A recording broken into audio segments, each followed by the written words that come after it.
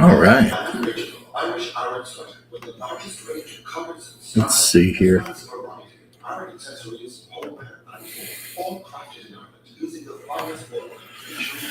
All right.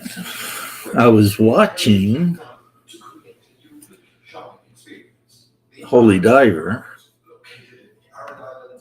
I think he ended his channel, and then I went out and watched, or I was out in the front yard primering some stuff, and yeah, I don't see him still on. Let's see. Let's type in angry tabletop nerd gaming. Yeah, there he is. My homie. Holy Diver. Holy Diver. Kind of glad he changed his channel name though, because let's be honest. Oh, look, he put me in as one of his featured channels. That's so nice of him. What a good guy that guy is. I mean, he really is. You know. Yeah, I'm subscribed. The bell is rang. Back to the Wheel of Pain. Yeah, he was having some issues with his live stream tech.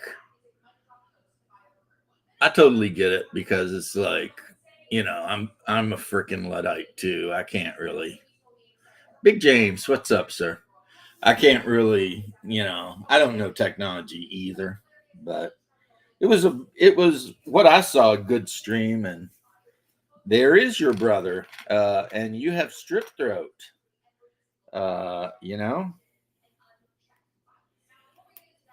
would say since you have strip throat, that might be your clue to stay out of public bathrooms at bus stops. But I know you won't listen. So, you're going to do what you're going to do, right? So I just seen something on TV. It was a short where this girl was crying because her boyfriend got deported. And then her dad sent her like a message, but it was like an AI Trump telling her that, that her dad did it and that, he saved her, and her boyfriend has been here illegally since like 2019, and and he's like, you need a boyfriend that owns a truck, not one that gets picked up by a truck, and stuff like that. And so instead of whatever, go out and find you a nice man named Hunter or Brandon, somebody that owns a decent pair of boots. Shit like that. And he's like, look, sweetie, you're a catch. I love you. You'll understand, and all this and that. I mean, it was pretty hilarious. So if you're ever on and you look up Benny Johnson's short about the dad that had his daughter's boyfriend deported. Boy, oh boy. I'll tell you what, my daughters have had some boyfriends in their lives, their careers, whatever, lives, that if I could have had deported, I absolutely would have. I mean, no lie. But unfortunately, they were citizens. That is, again, unfortunately, But luckily, my beautiful Brittany married a really good guy, and father approved. You know what I mean? So yeah.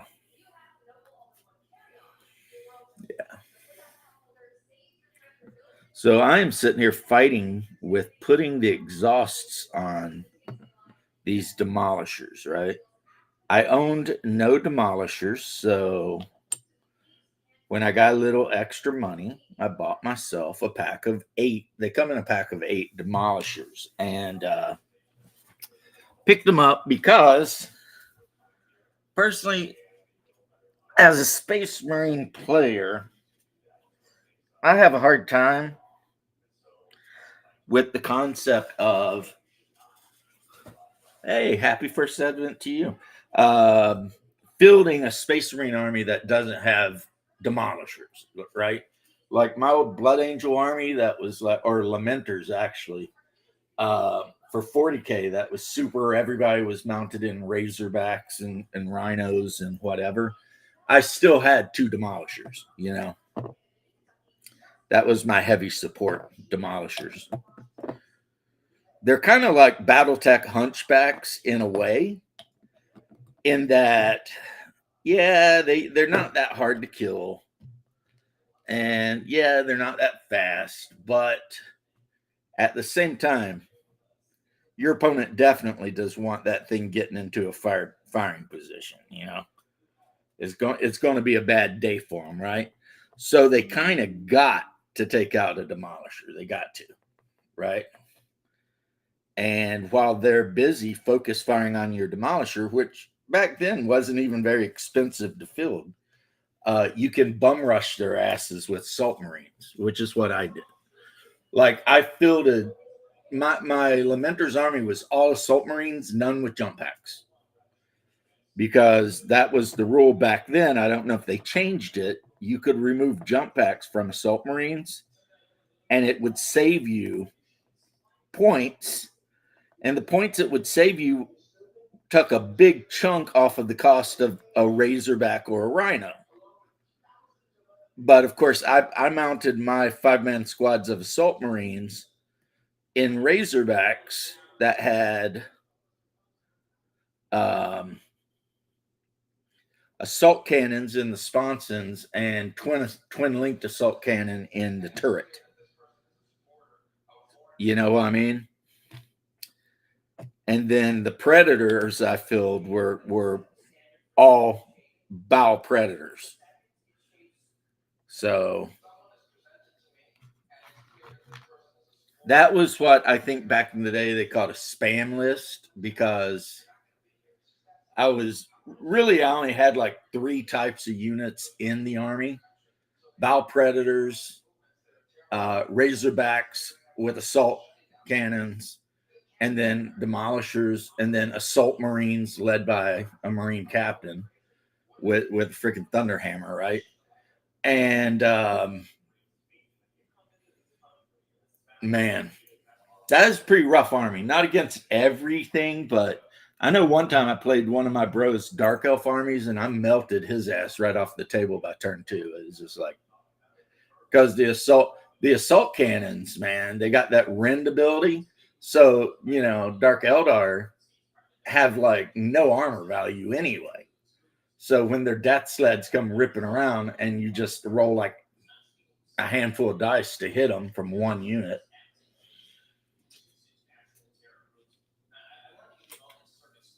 And my Marines were basically there just to hold objectives. $20 is $20. Yeah. Well, so what you got ain't really strep throat. It's herpes of the throat. You got throat herpes. Ha ha. Ha ha, you got throat herpes. Oh, and I had Jehovah's Witnesses visit me today too. And I was a little bit sad because the old man wanted to do all the talking, and the hot, like 20-something-year-old chick, she just stood there grinning the whole time. And I was like wanting to be to the old man, like, hear what she's got to say. You know what I mean? I mean, I don't think they were super whatever. I mean, I was nice because I'm always nice. And I asked them, you know, if I'm offending you, please forgive me. I'm not trying to be offensive. You know, let me know and I'll do better and all that. But at the end of the day, I told them all they were heretics, and that, you know, while I respect the fact that they're out there doing stuff, they're doing it maybe not for the right reasons. And, I pointed out that, scripture tells us that any prophet that comes after, or anyone claiming to be a prophet that comes after the Messiah, would be a false prophet. You had herpes on your head. What's up, George? I don't even know how that's possible. At least you didn't get bit by a herpes monkey. That would be an end to your day. See, I was thinking about hanging that flag behind me out in front of the house on my flagpole, but I'm not sure how the HOA would react to it. But since it is Christmas, I thought, that's a good Christmas flag. But so, yeah, they came in and they started their spiel. And the first thing I asked them is if they'd ever heard of the Orthodox Church. And they were like, no. And I said, see, right there's where we're going to have a problem then. Because, you're trying to convert me, but you don't even know what I believe. And then we had a little bit of a friendly chat. It was a friendly chat, I can say. We had a friendly chat about some of the reasons why I could never be a member of their Watchtower group. And they were like, okay. And then they left. And I wish them a wonderful day. You know what I mean? Like, because, contrary to maybe what some people might say, I'm not out here every day trying to be a dick. Some days I'm actually trying to be a good person. And Sunday is one of those days for sure, even though you should be a good person on every day. But, you also should lead by example. So, how am I supposed to try to convince them that they're following a false religion if I treat them like assholes, right? So I listened to their spill, and then I corrected where they were wrong. And then I asked them, I said, look, I've sat here, I've listened to you, I've had a good time. You guys seem very nice, but do me a favor. If you're ever up on, near OBT, do me a favor if you think about it and just stop into the Orthodox Church and speak to one of the priests there. I said, go in with an open mind, just speak to one of the priests there, find out what Orthodoxy is all about. I said, you never know. You might completely be like, yeah, screw this Watchtower shit, right? I'm getting back with, Jesus and all that. And they're like, okay, but they're not going to. I'm pretty much certain of that. They're not going to. And, you do what you can, right? You do what you can. But yeah, I'm the weird guy on like, as far as I guess for anyone, Hungar could probably attest to this. It's like when I see Jehovah's Witnesses and freaking Mormons coming, I actually kind of get giddy about it a little bit, Like I get happy. I'm like, oh yeah, we're gonna get to talk to some people, right? And the only point he made that was pretty good is he's like, well, why doesn't your church go around and evangelize? And I thought about that and I was like, that's a good point. But the reason is because Christianity cannot be, you can't force people to be Christian, You can only tell them about it and then they have to choose, right? So maybe that's why you don't see as much like going door to door. There is evangelism, but it's just not the same. So, anyway, I hope you guys had a good Saturday night. Like I said, I woke up this morning, watched myself some Holy Diver, the Angry Tabletop Nerd. Good times. Hungar, and if he's not still here, I swear to God, I swear on my blood name, I will exact vengeance upon him next when I see him.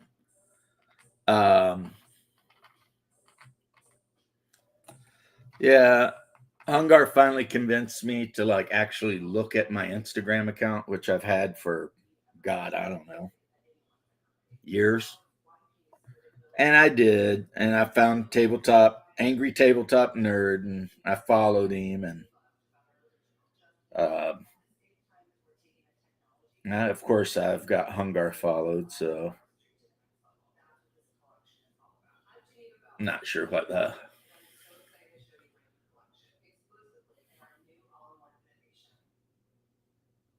man or they're afraid of your gargoyle. That's weird, but I mean, yeah, one thing, and again, it's like I try not to be mean to people who have these beliefs because most of them just are, they were raised in it, whatever, yeah, I get all that. One thing, the old man that was with her, who might have even been the preacher, um, when I brought up the fact that they doctrinally believe that the Archangel Michael and Jesus are the same being, he's like, well, never minding that. And I'm like, I didn't say anything, but in my brain, I'm thinking, never minding the fact that you deny the personhood of the Messiah and claim that, it was just the Archangel Michael, never minding that, and I'm sitting there like, yeah, there's no never minding that. I'm sorry, like, and now I wonder if, I hope that pretty young girl was like his daughter. Well, young, I say, she was probably 30. I hope that was the old man's daughter, and he's not some creeper ass pastor out, with some chick 40 years younger than him doing God's work. I mean, that's just freaking weird. Be like, look here, dude, that's weird. See, the Mormons, that you almost never see the Mormons mix. When they come to my house, it's either a couple of ladies or a couple of young men, but I don't think I've ever seen like a mix of them. Jehovah's Witnesses, most of the time it's old women, but every now and then there's a man. And he started talking all that peace shit to me, like, we don't believe in wars at all, blah blah blah. And I said, well, then, I'm a combat vet, so I guess I'm right out. And he's like, well, why did you go to war? Was it because you hated the people you fought? And I was like, no. He's like, were you fighting against Orthodox Christians? And I said, no, they were Muslims. And he's like, I don't know what his point was. It's like, because when somebody tells me they don't believe in war, I just think they're a bunch of freaking vaginas, I'm like, so what? You're going to stand there and let somebody just completely, run over you? Is that what you think Jesus commands us to do? Is, to be the punching bags of the whole world? I'm sorry, but no, that's not exactly, scriptural, right? Which is why the Orthodox Church does accept that there are times when you have holy wars, right? You can have a justified war. And, so these peaceniks, I don't know what in the hell their deal is, but, which, not saying that war is good, obviously, but then again, it can be good. Like if somebody's trying to destroy your church and you go to war to defend the faith, then guess what? That's a justified war. I mean, you'll still have to cleanse yourself and wait a couple years before you can take communion, especially if you've been involved in the actual taking of life. But that doesn't change that, you know, what you did was not a bad thing. You know what I'm saying? So yeah, the guys are always like, turn the other cheek. Yeah, it don't mean what you think it means, brother. Pacifists always bring up turn the other cheek. No.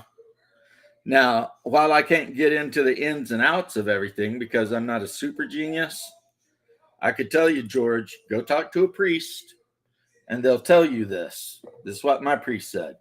If someone attacks you, say someone walks up and smacks you, turn the other cheek. But if they attack your church, destroy them. If they attack the faith, you see what I mean? That's a thing, you know. But yeah, people always bring up turn the other cheek. And the other one that especially non-Christians bring up all the time is judge not. And it's like the Bible doesn't say that. As a matter of fact, there's many parts of the Bible where it tells you specifically to discern what is good and what is evil, you know, this, that, and the other thing, right? Now, you can't judge motivation because you don't know what's in the hearts of somebody doing something, but you can judge action. So if you see a guy out on the street, right, and he's mugging an old lady, you can absolutely judge what he's doing. You just can't know why he's doing it. Except, I would say, because he's an evil bastard, and you need to go out there and curb stomp the shit out of him for attacking old ladies. But, you know, that's my opinion. But yeah, turn the other cheek doesn't mean what you think it means. See? Well, I mean, okay. Think about this, George, and I say this in love, obviously. If Jesus wanted everyone to be pacifists, why would he tell his apostles to buy swords? I mean, do you think he intended them to use those swords to make shawarma or shish kebabs or some shit? No, no. And he told them, if you don't own a sword, sell your cloak and buy a sword, right?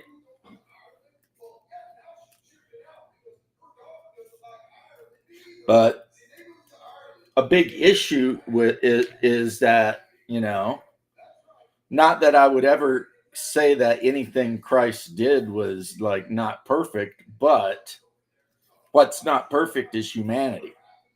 So he gives a parable about turning the other cheek. It's a parable.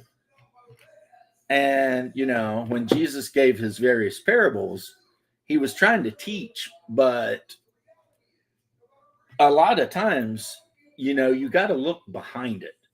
And also you've got to understand the time he lived in, etc.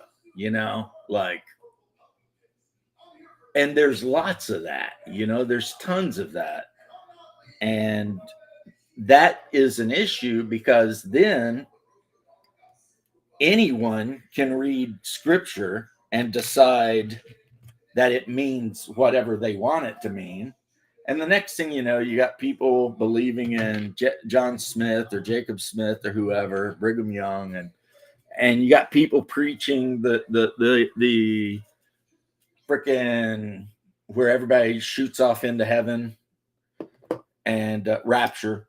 And you've got idiots on late night TV trying to tell people about prosperity doctrines, and all of this stuff is absolutely not only not scriptural but demonic in nature. You know, like the rapture presumes that Christ will return to the earth 3 times, not 2.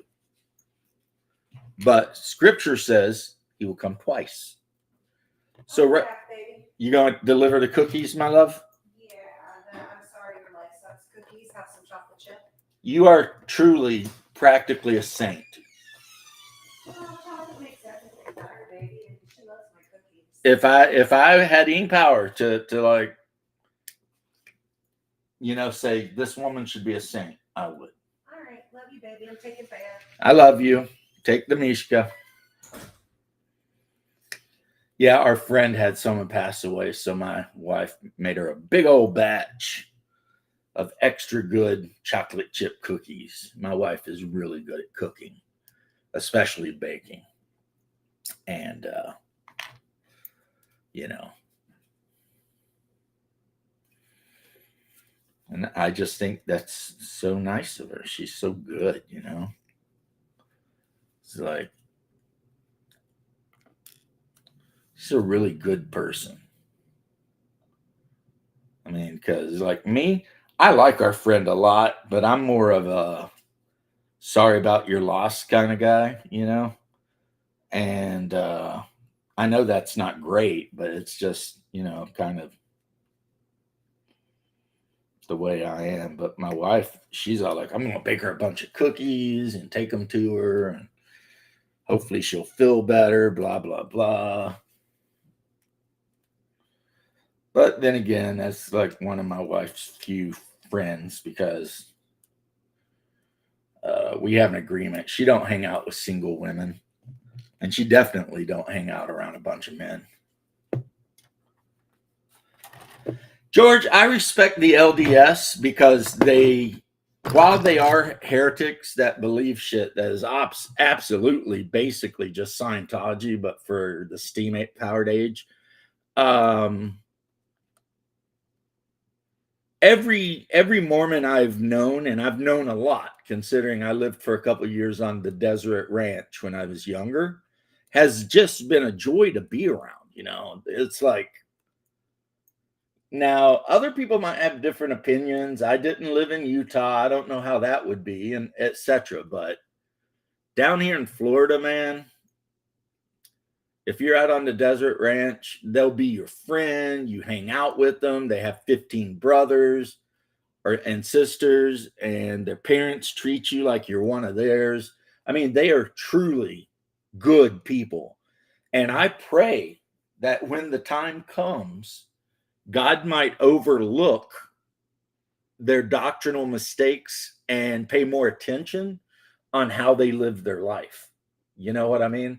I pray that for all Protestants, you know, because I'd hate to think that people who are actually really, really good, but somehow ended up in like maybe not the right faith. I like to think maybe God will overlook that because, you know, God is good.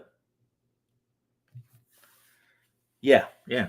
So while I will always say Orthodoxy is the correct faith, I mean, I don't know. I'm not a priest. I can't say for sure. I hope that God, in his unlimited mercy and benevolence, will look at, say, a Mormon who lived his whole life being just a stand-up mensch, you know what I mean, taking care of family and stuff like that. And God will be like, okay, so this guy believes some wacko shit, but look how he lived, you know. He actually lived the word, even if he didn't know the word. And that's what I hope. I hope that. But then again, my entire religion is based on hope, honestly. Like when people are like, do you think you're going to heaven? I'm like, I hope so. Do I know? I don't know. I don't know if any of you are going to heaven or hell. I hope you all go to heaven. But I don't know. I mean, who can know? Nobody can know. As a matter of fact, the guy who says they know for sure, I'd be a little worried about, you know, as far as who's doing what and God's will and everything like that. You know, I'd be like, let's double check this shit. I mean, one thing the guy tried to bring up to me when we were talking, and this is an interesting thing, and he made this argument. He's like, well, our church changes with the times, blah, blah, blah, this, that, and the other to keep up with whatever, right? And I'm like, my church does not change. And he was like, well, why? And I was like, because if it's true, you don't change it. And he's like, but how do you know it's true? And I'm like, well, now you're asking me whether I believe Jesus lied or not. You know, it's like, seriously, you know, like what kind of debate are we having here? Right. And even if the old man doesn't convert, boy, I would be so happy if the young girl uh, would just stop by an Orthodox church and figure it out. That would be great, you know. And then maybe she could meet a nice Orthodox man and get married and have a house full of kids and be happy, you know. And that's what I wish for every Orthodox young person, man or woman, is that they'll find the person they love and they'll start a family and have kids and, you know, whatever. I mean, yeah, that's what I pray for. You know, every person really, but though most people could learn from their sense of community and service to God. They could. I mean,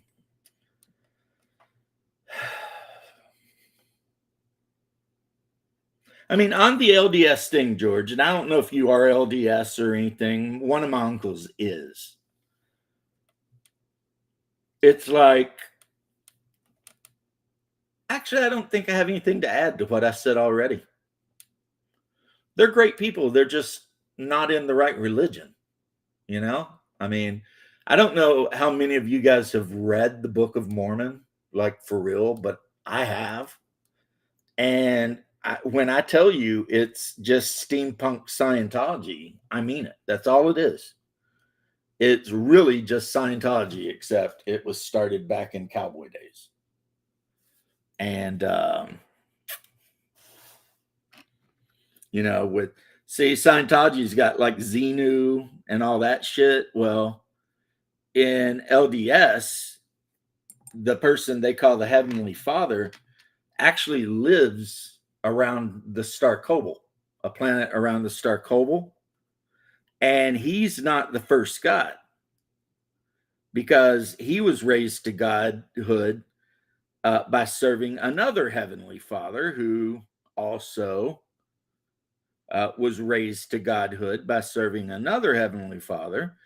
And if you're super good in the LDS church, then when you die, you got to be really, really good. Instead of going to one of the three heavens, you might become the God of your own world. So it's kind of like a weird pyramid scheme in a way, you know? Um, so yeah, late father was LDS. Yeah. I have an aunt and an uncle that they got a job out on the ranch he got a job out on the ranch as a cowboy.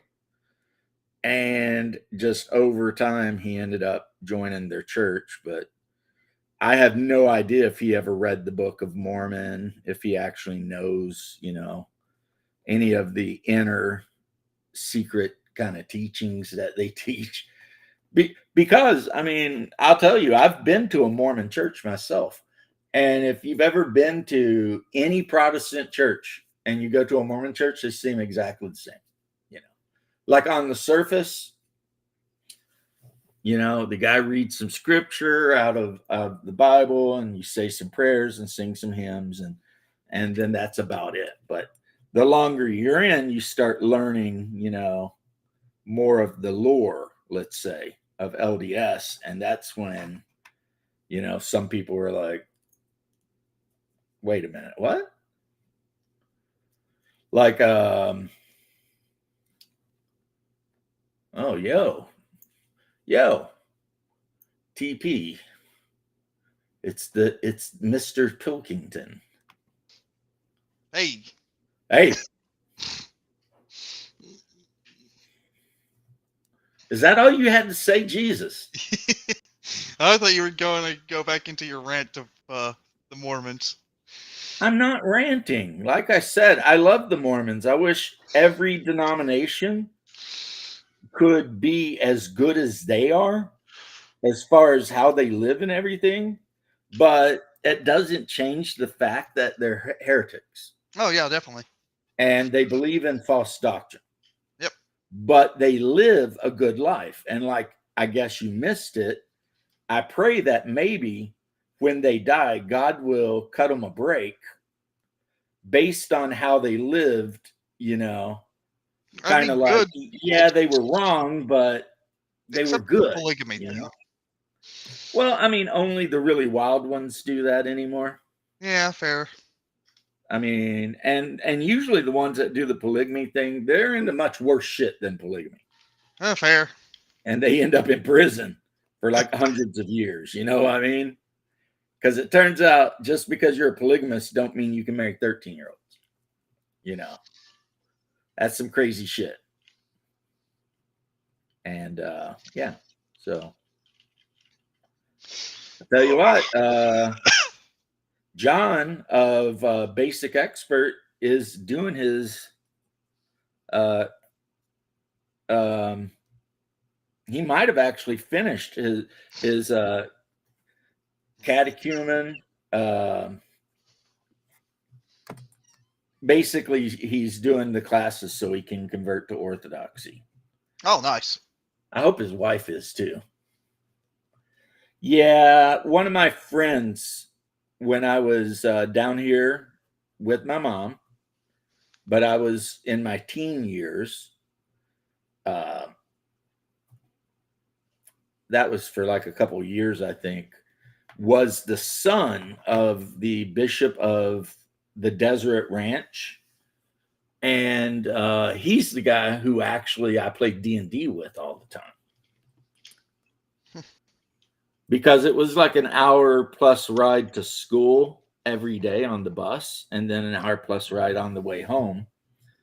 So he and Hungar and I would sit near enough to each other that we could D&D, and he would run it.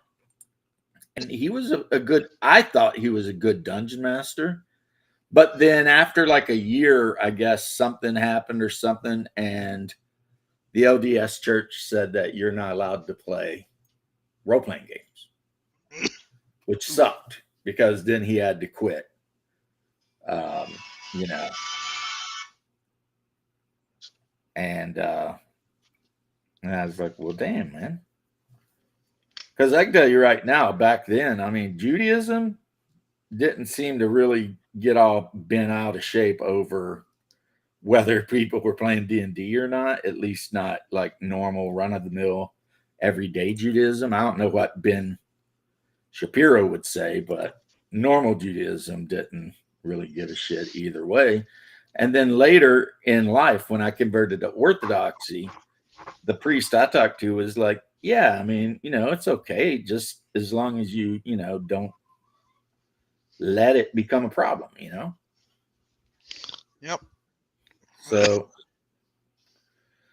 I think it's mostly the Protestant / Protestant adjacent churches that get like funky monkey about D&D and shit like that. It's a weird thing. I don't even get it because they'll accept a lot more worse heresies on that. Well, what's weird is, and I think a bunch of, before we knew what Karens were, Karens, it's like some kid may or may not have killed himself or whatever the lore is. And rather than accept that, little Timmy was maybe effed up, had other problems, they're like, oh, it had to be the D&D, they tried that same shit with Judas Priest too. You know what I mean? And video games. And video games. And it's like, and while I don't specifically go out of my way to listen to like satanic music and shit like that, just because I don't want to. And also, it's not good for me. But at the same time, I can listen to like Maiden. I just basically, if it's from Finland, I probably won't listen to it, or Sweden. Or I should have just said, if it's Norwegian satanic death metal, I'm not listening to it. Okay, that makes sense because I mean, Sabaton's from Sweden, and most of their songs are fine. Okay, I listen to Sabaton though because How you doing, Shadowzar? What's funny is that I was watching this thing and it was like, what does your favorite metal band say about you? And when it got to Sabaton, it was like, you really like war. You probably play war games. You read histories about war. You watch the History Channel. It like just went off on, Well, you wouldn't watch the History Channel now. Well, anyway. Yeah, well, Baptists. Well, you I've get been to a Baptist church before when I was very young. My grandma insisted. And, they're like anyone else. I mean, they're like anyone else. I see. And the thing is, though, see, I almost went into song there, Timmy. Did you hear that? I was like, no. The problem with Baptists is that which Baptists? Because some there's a Baptists few are different just, types. Yeah. American Protestant, whatever, right? Hardworking guys that are out there trying to do their best. But then some Baptists, especially if they're part of the Southern whatever Baptists, they use the Schofield Bible for study. And the Schofield Bible is entirely heretical. Every part of it's heretical. And but for some reason, a lot of Southern Baptists have adopted that as their study Bible. So if they go through like theology class to become a minister, that's the Bible they learn from. And that's how you end up with a guy like Ted Cruz, who talks all this shit about how we must unerringly support Israel, because if we support Israel, we'll be blessed. And if we don't, we'll be cursed. Well, I've got news for you guys. The Israel they're talking about in the Bible is not the political state in the Middle East. The Israel they're talking about in the Bible is the Holy and United Orthodox Church. That is biblical Israel. Christians, right? So, yeah, this weird idea that Schofield put into his training manual that, Christians should be Zionists, that is 100% not Wrong. scriptural at all. I mean, I ask you this. How can you think that God will curse you if you don't support a group of people that reject him? And people will be like, well, wait a minute. They just reject Jesus. And I would respond with, but wait a minute. The Holy Trinity, right? Which I don't fully understand because it's some metaphysical shit. But Jesus is God. Yep. If you reject Jesus, you're rejecting God. So if you reject Jesus, who said only by me, you reject the Father. Rejecting the Son is rejecting the Father, right? So why would Christians feel like some group of people who may or may not even be ethnically related to Abraham, we don't know, are somehow special because of their bloodline or whatever, even though they reject God, and that we have to serve them? That's Talmudic. Because in the Talmud, it basically does say that the whole point of non-Jewish people, like Christians, Gentiles, whatever, is to serve the Jews. And somehow in 1870 something, whatever it was, when the Schofield Bible was released, they slipped that in. And a lot of Baptists and other, Church of Christ or whoever that used the Schofield Bible, they literally believe that. And it's like, you ain't even got to know anything about theology to know that don't sound right. What's next? Are they going to say we got to be nice to the Muslims too? Because, I mean, if you're a Christian, the difference between a Jewish person and a Muslim is basically nothing. They both worship false doctrines and false gods. It's just one group is a lot nicer about it because, and the other group will, try to blow you up.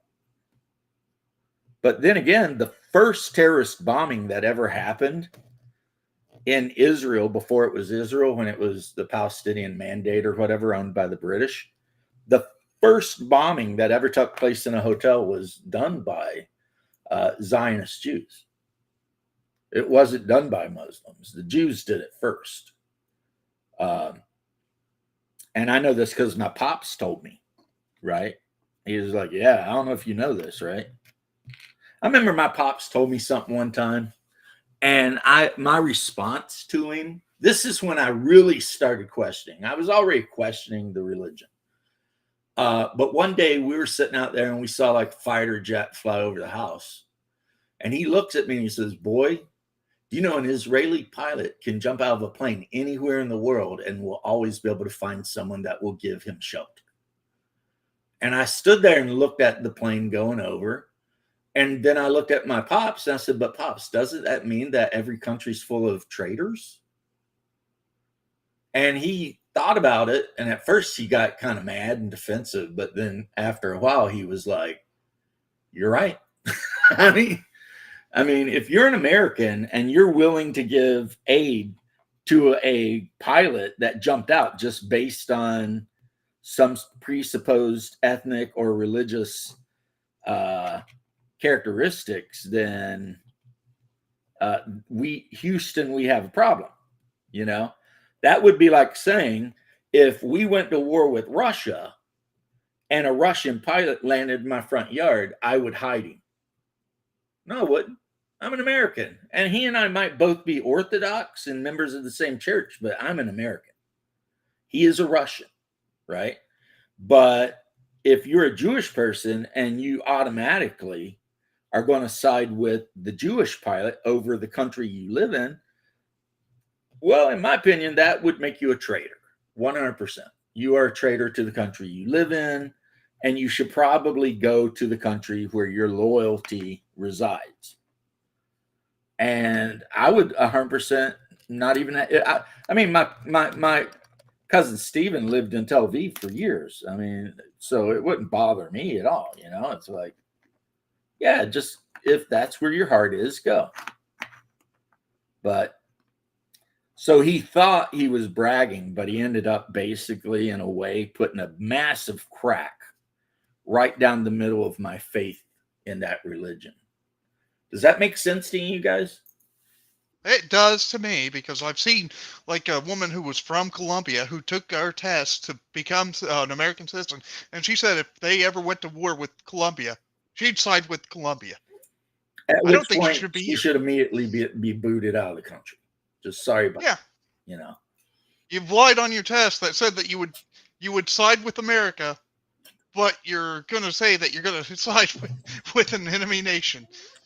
Well, you know Pat Buchanan, who a lot of people hate, and I guess I understand why. I'm lying. I don't really understand why he's so hated.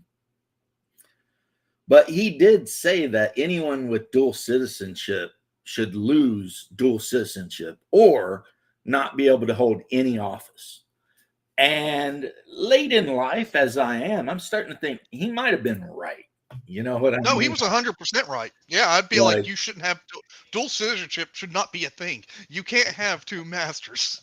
you cannot have two masters. That is very erudite, my good friend. Chardons are down here in Georgia, you say. I was in Georgia Thursday through Friday, man. I mean, I here's was in what your home my state, reasoning. creeping around. Here's my reasoning. If those two countries ever went to war, whose side would you be on if you had citizenship in both? No, your reasoning is impeccable. That's why I said that's a very erudite statement, my friend. Your reasoning is impeccable. You can't have two masters. You know, you either serve your nation or you serve another nation. And if you serve another nation, you need to go to that other nation. Or maybe be forced to register yourself as a foreign agent. You know what I mean? Because you can do that. Yeah. I mean, you know, you can absolutely register yourself as a foreign agent and be like, yeah, I live here, but I just want everyone to know, right, where my loyalty is. The whole Palestinian debate, boy, that was a mess. And I'm all sitting here like, when people are like, well, are you pro this or pro that? And I'm like, well, I'm pro if you attack me, I'm going to crush you right off the freaking earth. You know, that's my pro. So in that regard, I guess I was pro-Israel, I'm you pro know. Crusader state. But really, it's like, yes, there's the third option, guys. You know what I mean? It's like, should Israel be a Muslim or Jewish state? And it's like, well, there is a third option here. Should be Um, a Christian state. yeah, we could bring back the kingdom of Jerusalem. We could make it. You could make it an open city, but ruled over by the Orthodox Church, which is the largest Christian denomination in Israel, in the region. If the Muslims would stop killing them all, you know. And as a matter of fact, the Israeli government is constantly getting super pissed off at the Orthodox Church because the Orthodox Church owns shit tons of land in Israel. And every time the Jewish state wants to build, like, say a military base or something, right? And they try to get land from the church will not sell land ever. And so then the Israelis try to lease it. And the one bishop that, like a couple of years ago, he leased some land to the Israeli government. Man, he almost got defrocked on the spot because the rest of the bishops were like, oh, no, you do not do that. You don't give up Christian land to non-Christians ever under any circumstance. And yeah, that guy he got basically under house arrest, and the other bishops were investigating him and all kinds of stuff, because, yeah, there are things you don't do. Shardazar, it's been a while since I've seen old Shardazar. How you doing, Shardazar? I mean, how are you doing, everyone in chat? That's the one thing. I feel like you're all working or painting miniatures because you're all there, and usually like 2 or 3 of you are talking. But I see how many people are watching, and it's like, not that I have a problem with it. If you're painting miniatures, man, hell, put a one in the just freaking lurking in the background. Yeah, if you want to just lurk and listen to me rant, if you're recording me because you're hoping to turn me in to get me banned or something, I mean, I'm okay with that. Like I said, I am currently building Legion Imperialis demolisher tanks because nothing says your lines mean nothing to me. We're still coming like a platoon of demolisher tanks. If they get close, they're going to blow all your shit up. It makes me think of the T-29, except that the T-29 was so slow and terrible.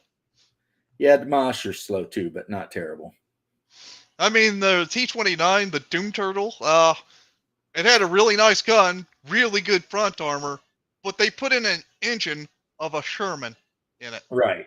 So that wasn't. Here's a finished one, so you can see Timmy, and it's got a guy on the top with binoculars and stuff. They basically took the standard Space Marine armored vehicle, infantry transport, the Rhino, and they stripped all of its capacity to carry troops out and put a big freaking gun in. Like, it would be like the equivalent of like the gun off of, the Bismarck or something, So it's basically a tank destroyer in our set, real world. No, because the gun that's on it is a howitzer. I mean, yeah, but it's an artillery piece. Can it kill a tank? Absolutely. You shoot a tank, if you hit it, it's going to wreck it, right? Okay, it's more like a bunker buster. Bunkers. Yeah, exactly. It's a bunker buster then. Right. You run up on the enemy. They're hiding in a bunker. You just drop one of those, 200-pound shells on it. It wasn't unheard of putting like a naval cannon on a tank, though. Well, I mean, I'm sure somebody tried it at some point. Japanese did. They took like a destroyer gun and put it on top of their Chiha tank one time. Well, they needed something because it's not like that 37mm gun was going to do anything to a jumbo, a Sherman jumbo. It was like, yeah, no. Hey, Bruce, what's up, Mr. Lombardo? Yeah, that's the thing. It was like the Germans built a tank like that called the Franz or the Ferdinand. I wanted to say Franz Yeah, the Ferdinand, but Ferdinand. it was the Ferdinand. And it was supposed to be a tank destroyer with this massive gun, but it was so underpowered, like horsepower to weight ratio, that this thing, I mean, it was pretty much T-29. useless. The Yeah. T-29 weighed 200,000 pounds. So that's in American terminology, that's like 100 tons. I think it was like 20 tons or something like that. Or no, No, it yeah, can't be over 100. Yeah, 20 tons. 20 tons is nothing. yeah, no. I'm trying to think about it. I 200 mean, tons actually. the modern M1A1 can weigh up to 70 something tons, Yeah, depending on which one you're talking about, right? yeah. I'm sorry. I don't know what I was thinking there. Basically, it weighs as much as a blue whale. Yeah, that's way more than 2 tons. Yeah, Or 20 tons, maybe yeah, even. I mean, those things are huge, right? yeah. I mean, how much do you think a Sherman Jumbo weighed? Over 30 tons. Yeah, and you're thinking that, Yeah, it's messed up. I messed up on it. I yeah, was. that's okay. I'm not mocking you. I'm just saying, think, man, think. I mean, the regular Sherman weighs around 30 tons.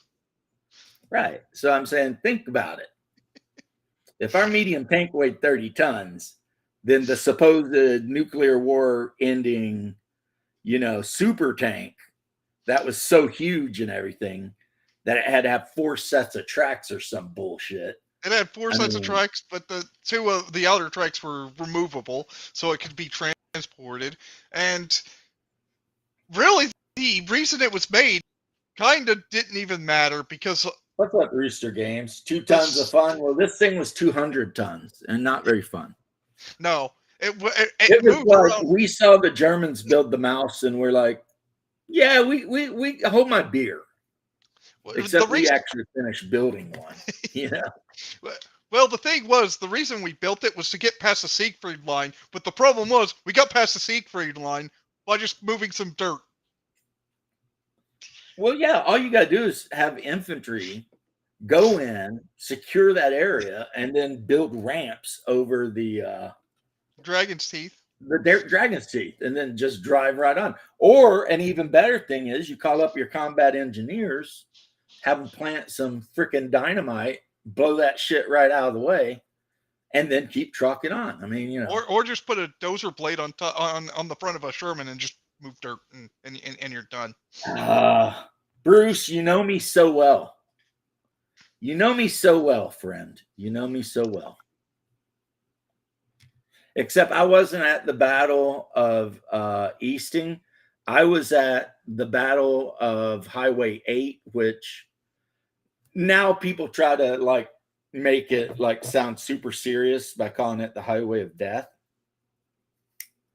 But Highway 8 was the gigantic highway that led from Basra to Baghdad. And my unit, division actually, 24th Infantry, our whole deal was we were to interdict that highway and engage any Iraqi forces attempting to flee Kuwait.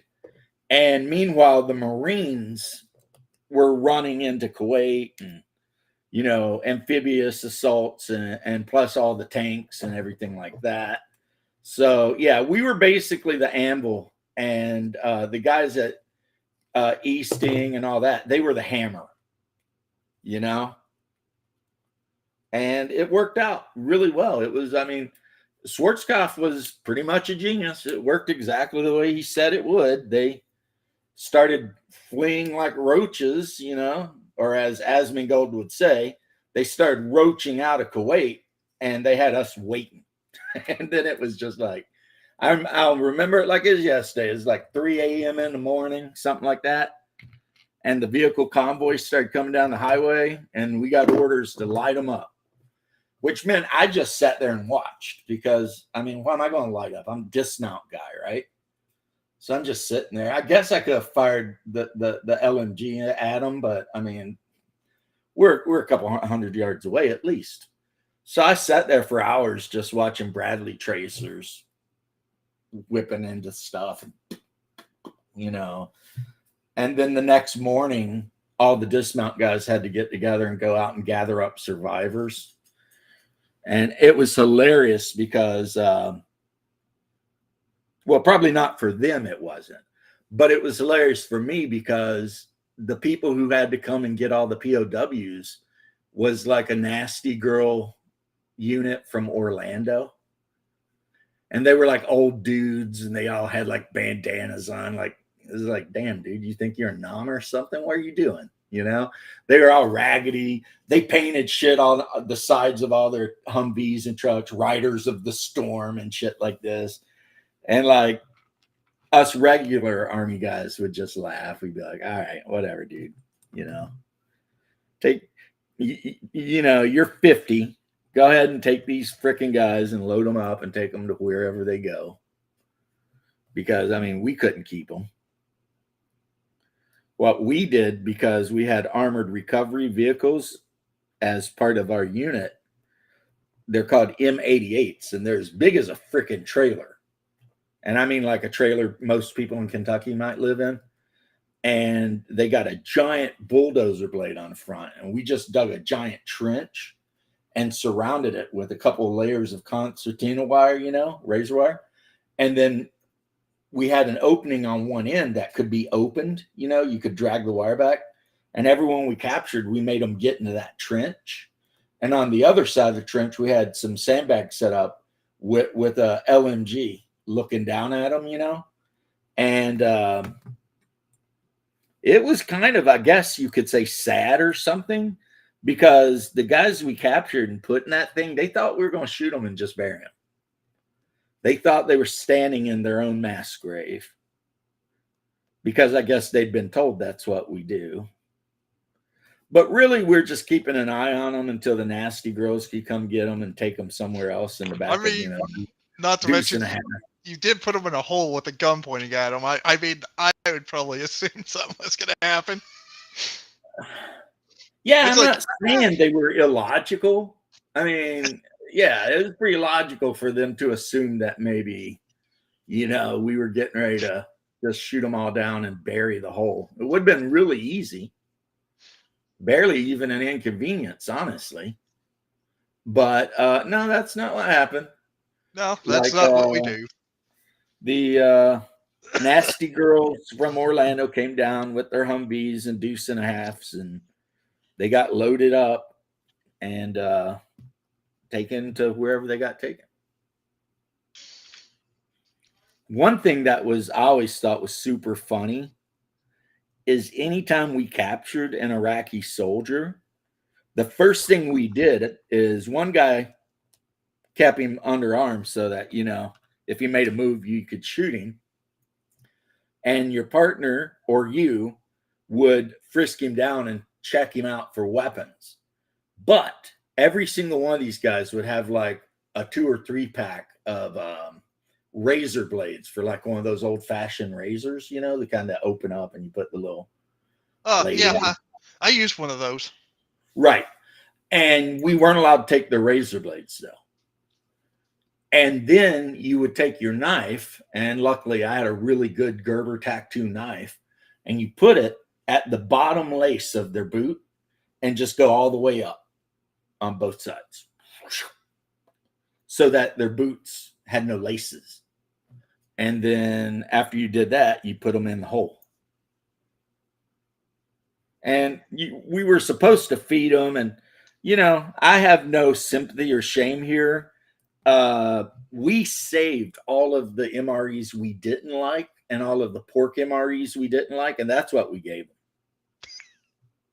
So, and boy, they were starving. So they'd eat them right up, man.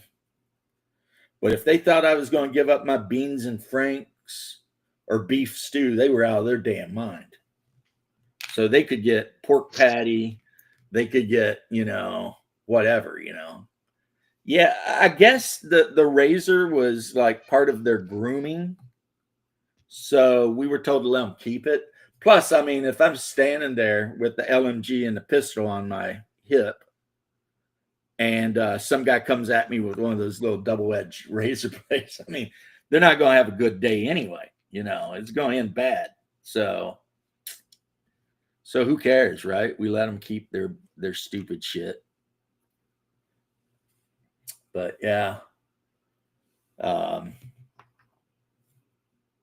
I have a photo album somewhere around here that's got a bunch of pictures of the Bradley and some M1 tanks, and I think I still have one of the propaganda things we dropped on him that I took from one of these guys, where on one side it shows him surrendering, and then he's back at home happy with his family, and on the other side it just shows like us raining hell on his head and everybody being dead and shit.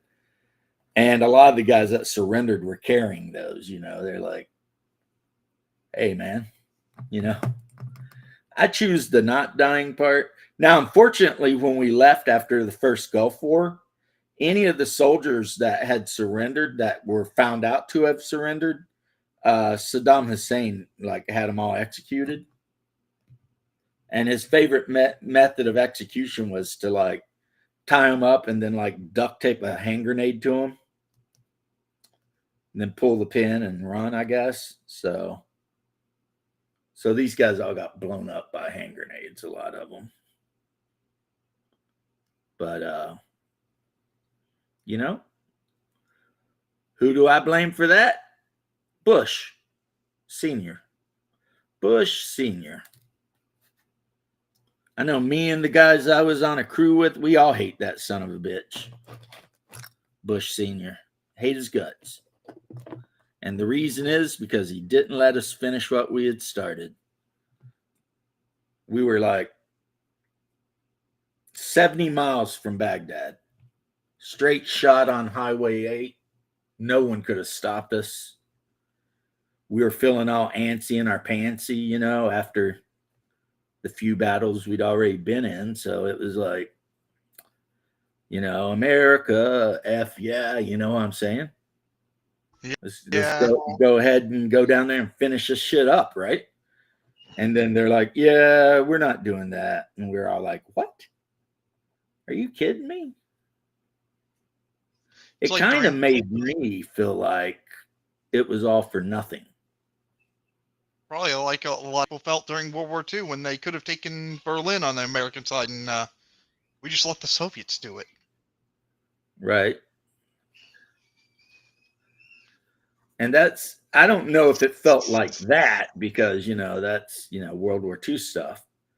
But it did feel like a bit of a betrayal because we'd been over there for so long doing what we were doing. And then all of a sudden, when it comes time for the championship game, our coach threw in the towel.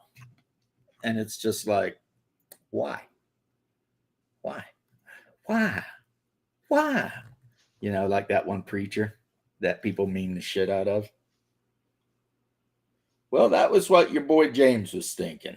He was thinking, but why would we ever stop? We're here. We're young. We're bloodthirsty. We've got the gear. We've got the know-how. Why are we stopping? We need to keep going. Never stop. Drive them bastards into the ocean. I guess we'd have to go through Turkey to do that, but I would be okay with that too. That wouldn't bother me a bit. Drive the Turks out while you're at it. Yeah, we'll go ahead and liberate Constantinople while we're at it, right? But I say that now. Back then, I wouldn't have said that because back then I was Jewish, practicing Jew. So, I remember my rabbi told me that I should get my dog tags changed because they said Jewish on them. And I was like, nope. If they capture me, then I will die for what it is I believe. But some of the other guys did. So their dog tags would say no religious preference or whatever, But me, I'm a hardhead. Or maybe I had a death wish, you know what I'm saying? But really, I think it's hardhead. So there's another one. These boys are going together fast. I got one more to do. I don't know what's up. Maybe it's just because these things are based on the Rhino chassis. but it's like all of the things based on the Rhino chassis come in like packs of 8. Mm. Whereas an actual selection is 4. So you get 2 complete units basically. Or if you want to combine the 2 units to one big freaking unit. But pretty much 4 vehicles would be a platoon. And how they did that in this is you've got the one guy with the hatch up and he's got like binoculars and he's got a fist up like he's trying to send a signal to somebody. And then 3 other dudes. So that's your platoon leader. And then the other vehicles in the platoon, right? And yeah, so that's how they did it. Kind of cool. Well, James, you want to hear what happened last night in my other game, the White Wolf one? Of course I do. I joined, but I have to get my stream together. Well, yeah, you're running a game today. I might actually watch your stream while I'm doing what I'm doing. Well, I kind of made a mistake last night. No, not you making mistakes. Well, the host of the party kind of went into my room, kind of made something that I thought was going to be a threat, so I snuck out the window and tried to leave. Okay. Apparently, I guess he wanted me to run away so he could try to capture me and pin this murder that happened on me, which, okay, So he yeah, convinced you to make yourself look guilty. yeah, kind of. To be fair, I did do the crime that he's... Did you actually kill the person? Yes, I told you before. So you were guilty. Yes. It's just that nobody thinks I am except he did. Let. Come on, bro. Did you kill him for a reason, or are you just being a jerk? A reason. I wanted power, and I didn't like the family that hosted the party, so I wanted to hurt their reputation. So it was a political assassination. Yes. You know what? You get what you get. Well, when I escaped, sorry, but I can't support you on this one. You just, if you end up getting ganked, I'm just going to be like, well,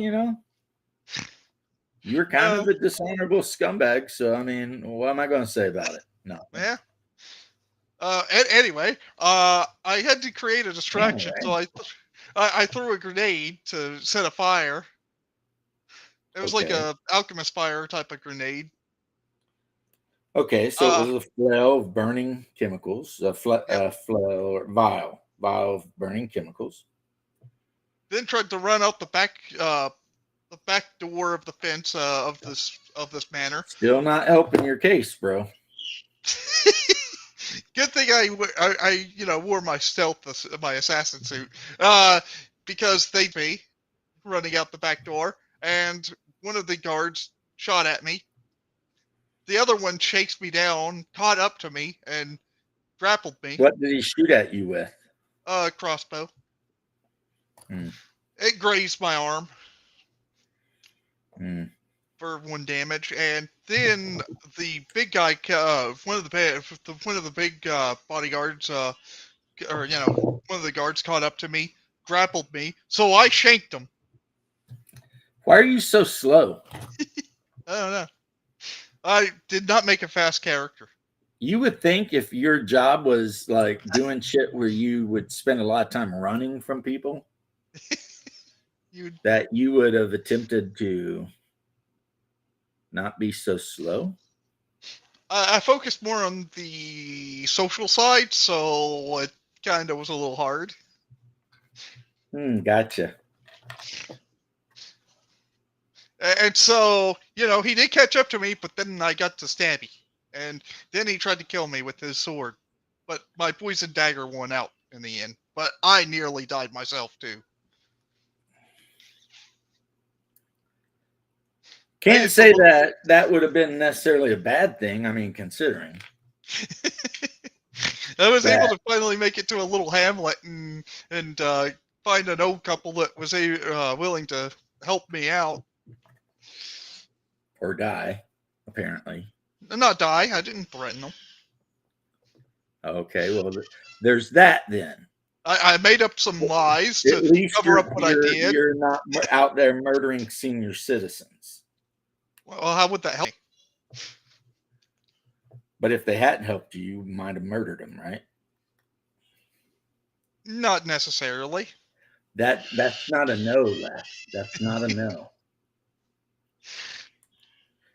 So I'm going to read that as yes, you would have. If they I had, wouldn't have been able to at my condition. if they They tried would to probably turn kill you me. in or something, you would have definitely ganked the shit out of them.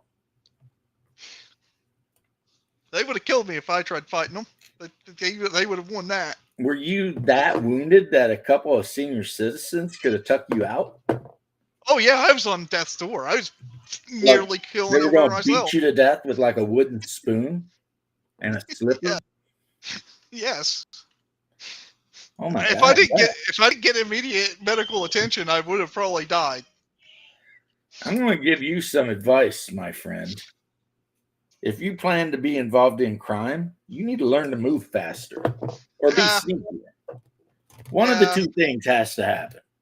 My stealth was pretty good. It's just that, yeah, you know, I almost got caught up with the guards moving around, searching, and I needed to get out of this enclosed area. Yeah, you're kind of sounding a little amateurish, you know? Like, One thing is, I shouldn't have done any of that. I could have stayed in my room and been perfectly fine. oh, so you chose to get involved in these shenanigans. These shenanigans was because I got afraid and ran off. Again, what he did was actually play me because I mean, the DM said, yeah, he was actually just hoping that you'd run away so he could pin it all on you. And it's like, Pin it on you. But instead, you committed an arson and another murder. So, yeah, I mean, this worked out even better for your opponent. yeah, Like, not only did he assassinate somebody, but he also is an arsonist and committed murder on another guy. You might need to leave that area for a while, man. Yeah, I lost a little bit of humanity on that one. Even if you didn't lose humanity, it's just a matter of you're obviously now a wanted criminal. Like, the people who rule that area want you to be a dead person.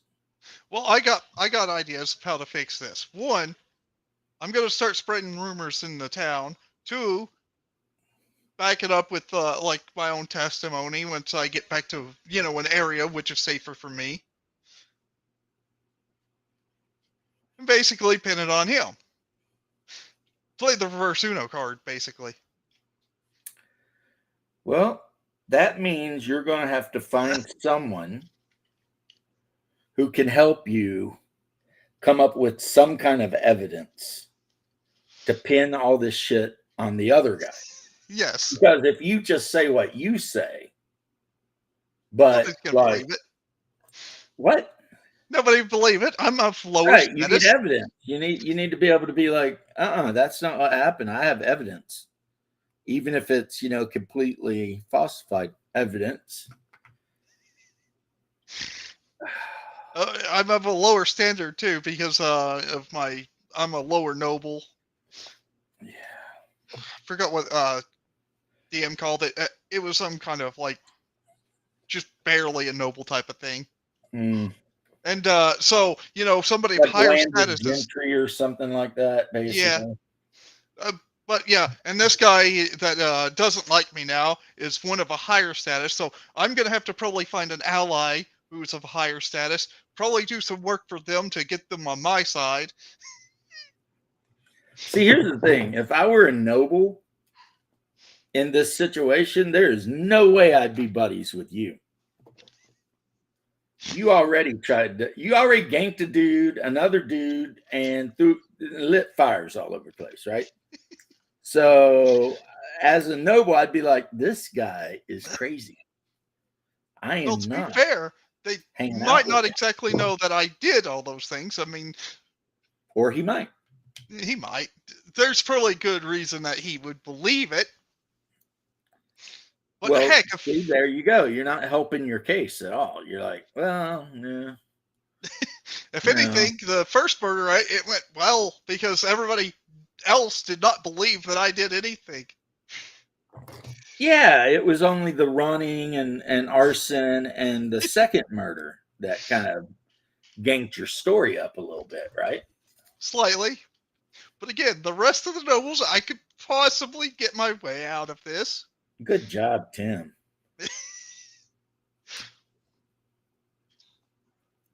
If anything, it did give me a lot of experience. I'm already got enough for another skill. Ooh. My wife's character. When she doesn't wear any armor, her base movement is 50. That makes me And think. without any armor, just the shield and the dex modifier for being a barbarian and the dex modifier, she's got an arm class of 5, which in normal D&D would be like a 16.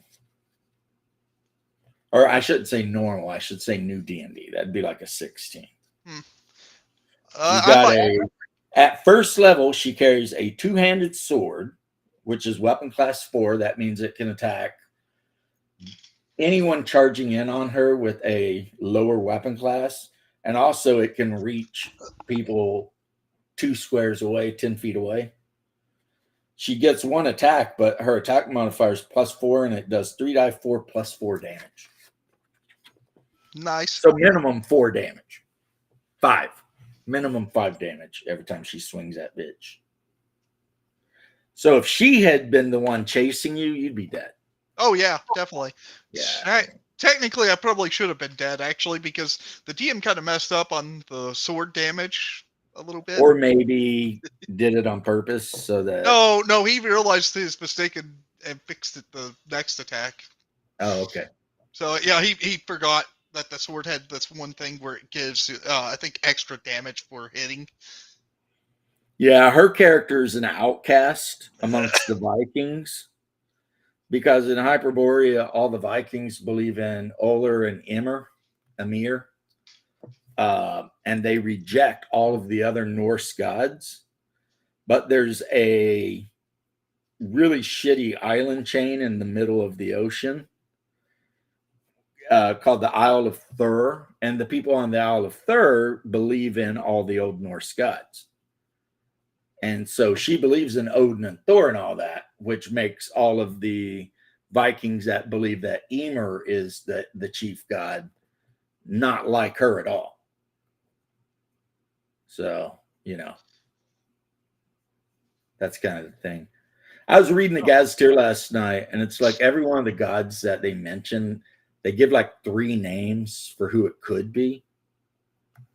Like Yig, the god of serpents, could also be Set and could also be a Pep, just depending on who you are. And of course, a Pep is the serpent that keeps trying to eat the sun.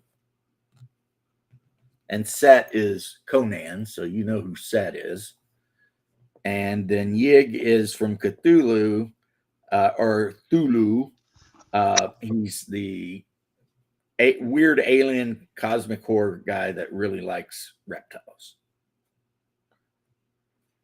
And sometimes if you hurt reptiles, if Yig happens to notice, he will turn you into a serpent,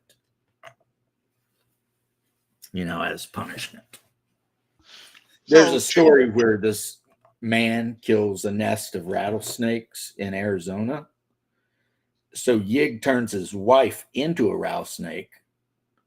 And when he comes home from working in the fields, he's not paying attention, and he just walks into the house and she bites the shit out of him.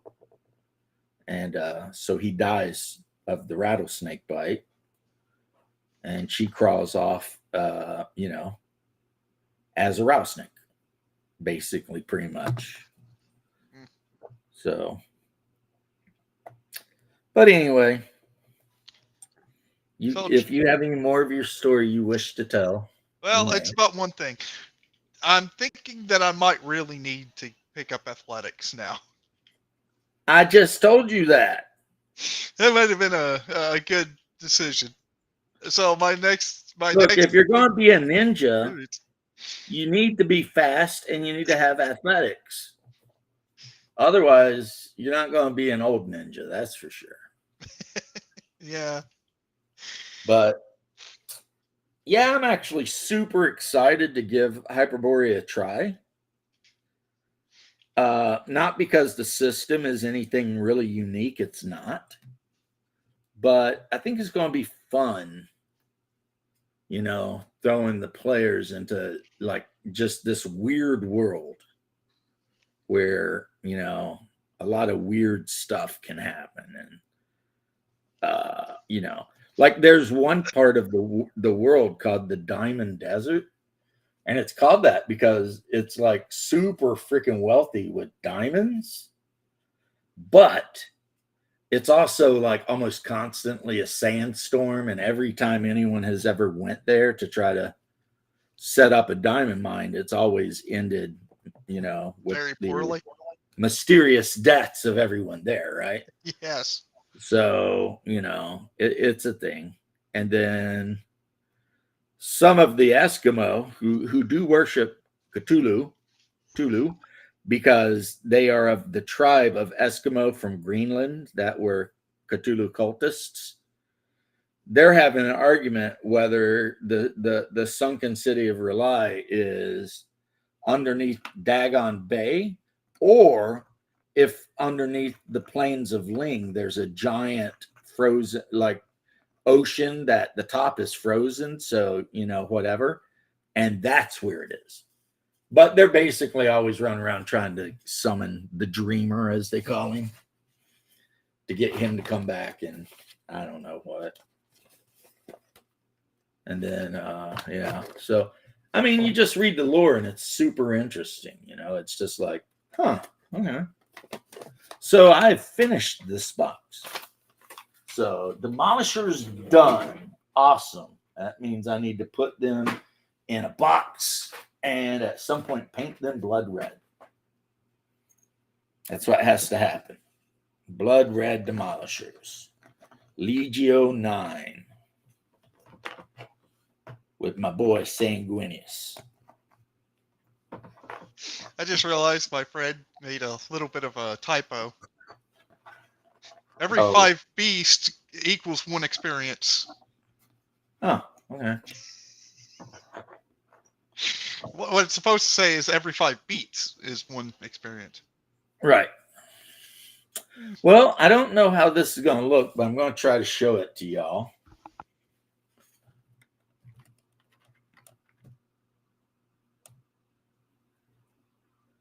I wish I didn't shake so bad.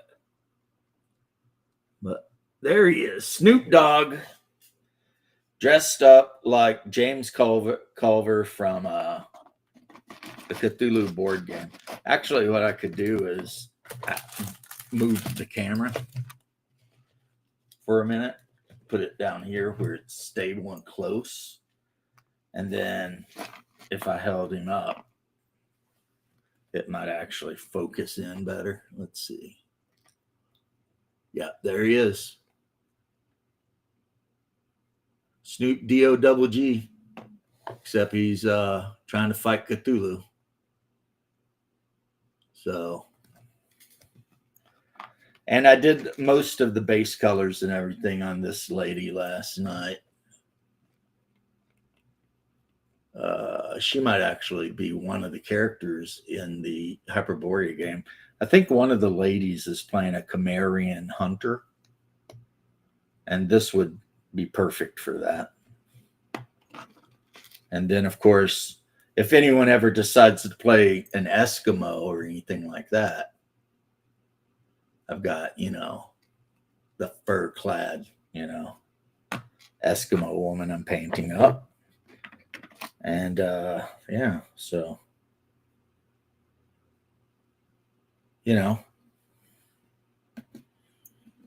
good stuff, right? But anyway, you can see my desk, very, very messy. Bink. Or if that's my Discord that makes that beeping. It has to be. It's not on my end. Man, I probably should figure out a way to. Depends on the server. You could just probably mute the server or channel if it's one that just particularly likes beeping a lot. Yeah, no. Someone posted a meme and it's like, "Hey, mom, can I help prepare Thanksgiving dinner?" And the mom's like, "Sure, you can stir the pot." And then the kids are like, "Hey, Uncle Jack, why do you hate poor people?" Okay, let's see now if I can figure out how to turn that off.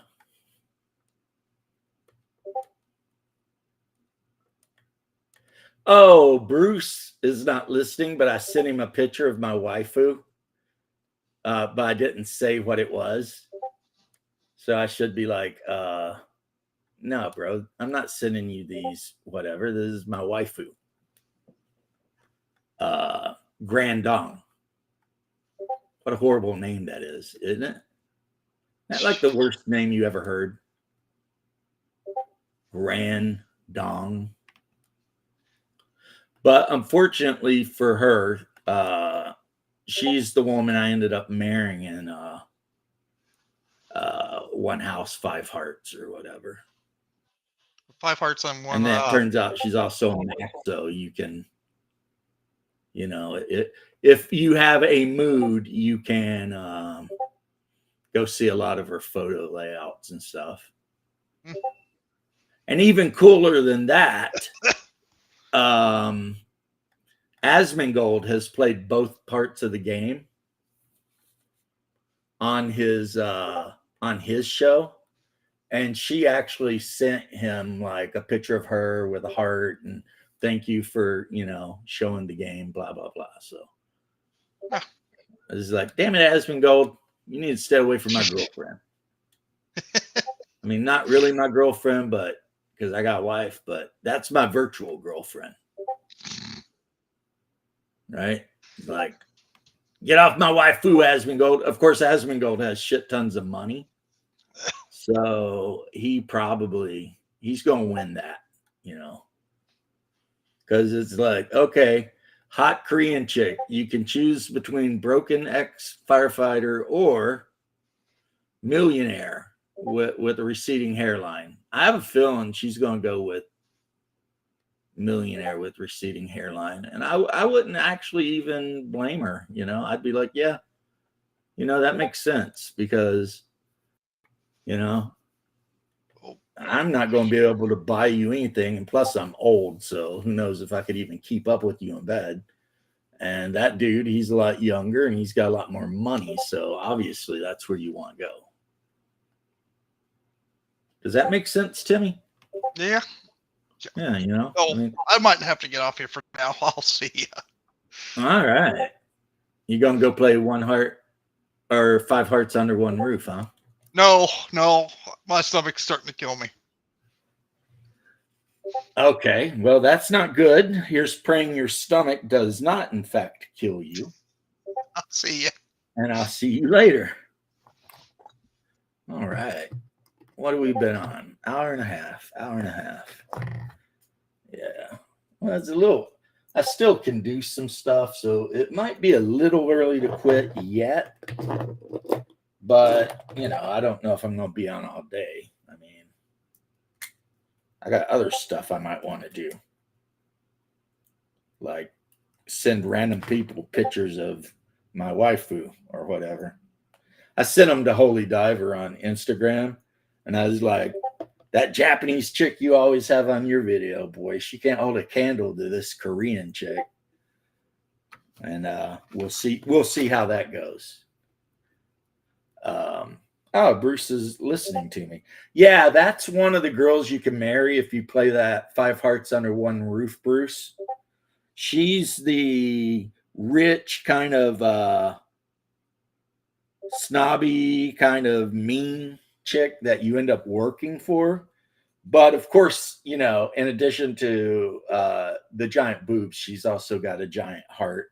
So, play your cards right and she marries you and you end up Her dad ends up leaving you in charge of the company, and you know, you end up having a whole family and everything, having a lot of money.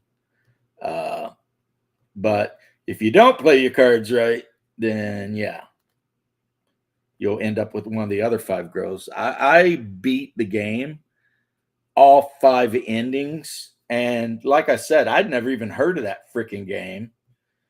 But I was watching Asmongold play it, and he was freaking out about how hard it was. And I was like, well, I think I can beat it. And I did. And, I was like, okay. So you get to pick from all these various Korean chicks that range from like 18 to 40, because Grandong is 39. And, and the character you're playing is just an absolute idiot anyway. And so, yeah, lots of fun. Lots of fun. You're playing basically the most lame Korean to ever live.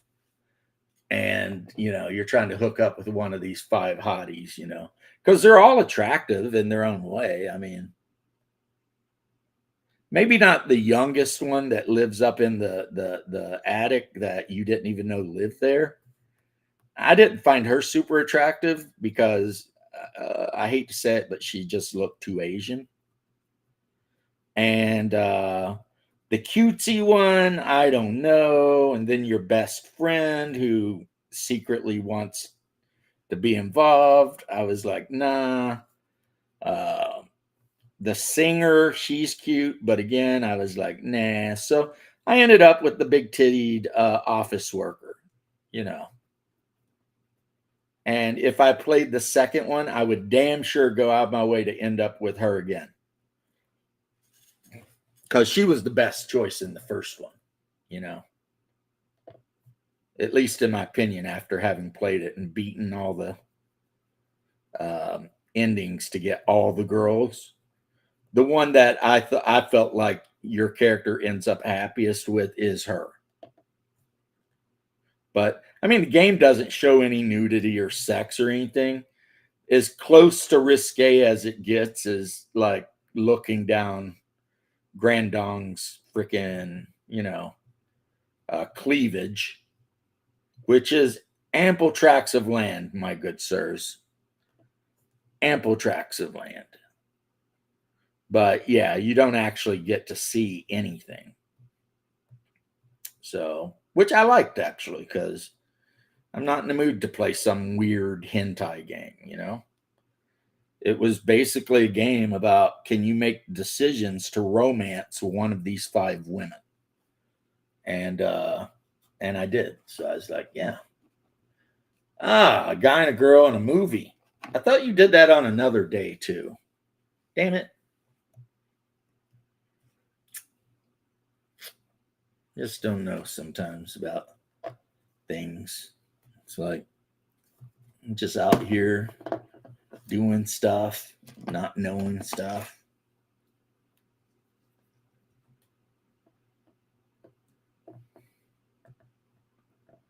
Yeah, it occurs to me that the wife's barbarian character without the shield, if she's using the great sword, her armor class becomes a 7, which would be like the equivalent of a 13 or a 12. It's not a great armor class. Luckily, she's got a lot of hit points, so because barbarians in this game start with die 12 hit points.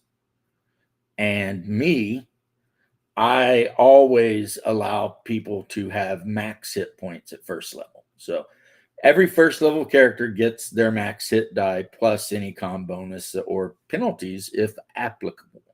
Some people might think this is whatever, but hey, what can I say? I'm a nice guy. And the worst thing ever would be to roll up a fighter with pretty good stats and then like roll up the hit points and literally roll, 1. And then you're like, well, plus my con, so I guess I got 2 or 3 hit points, because you got to remember AD&D, you don't get a lot of hit point. I like attribute bonuses they're very selfish with them, It's like an 18 strength gives you +1 to hit, but +3 damage.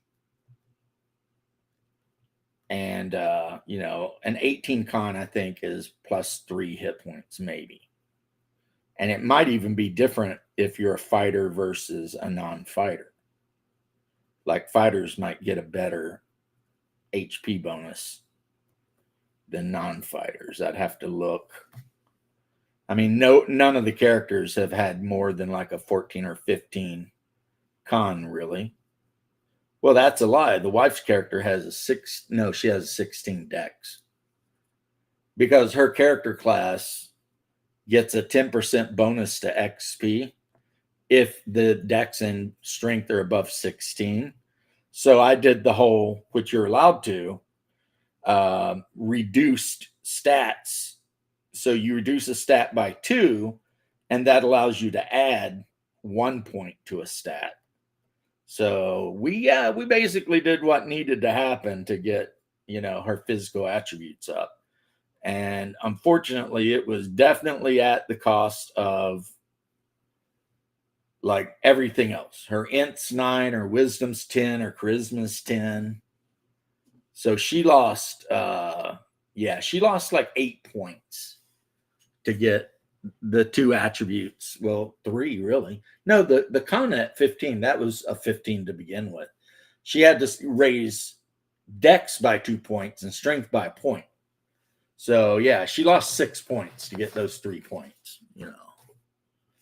But as a Viking barbarian whose secondary skill is sailor and is, you know, from the Isle of Thur, so she's an outcast on Vikland. She's just gonna have to do the best she can, you know.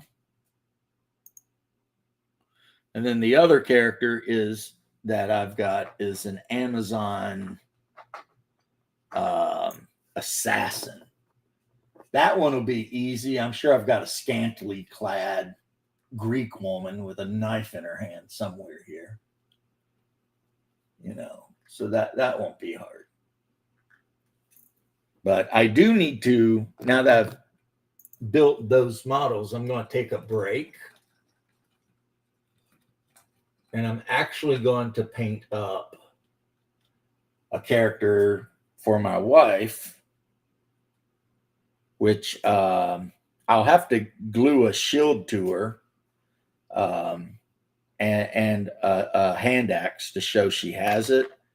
But this is the barbarian from Hero Quest or Warhammer Quest, except somebody made a female version, which I think is kind of cool since I have a lot of female players in my group. So, you know, having the ability to have characters to represent them is, I like that. So I don't know. Yeah, okay, you can see me using my table as a palette. Not probably the smartest thing, and I'm sure my wife is not a fan of it. And you can see right here where I peeled it up. The paint's literally a 1/4 inch thick. Then grab one of my cheap brushes that I buy like 5 for $100. You know, because whatever. And we will start with the skin. And I'm just going to, you know, give it a nice thin coat because it's going to end up getting a wash of Revolt Gilliman contrast. And then after that, it'll get a light dry brush, probably the same color I'm using now. According to the character, Vikings typically have very pale skin, so that's according to the game. And blonde or red hair is very typical. She, of course, is blonde, so her character is blonde, you know, because, right?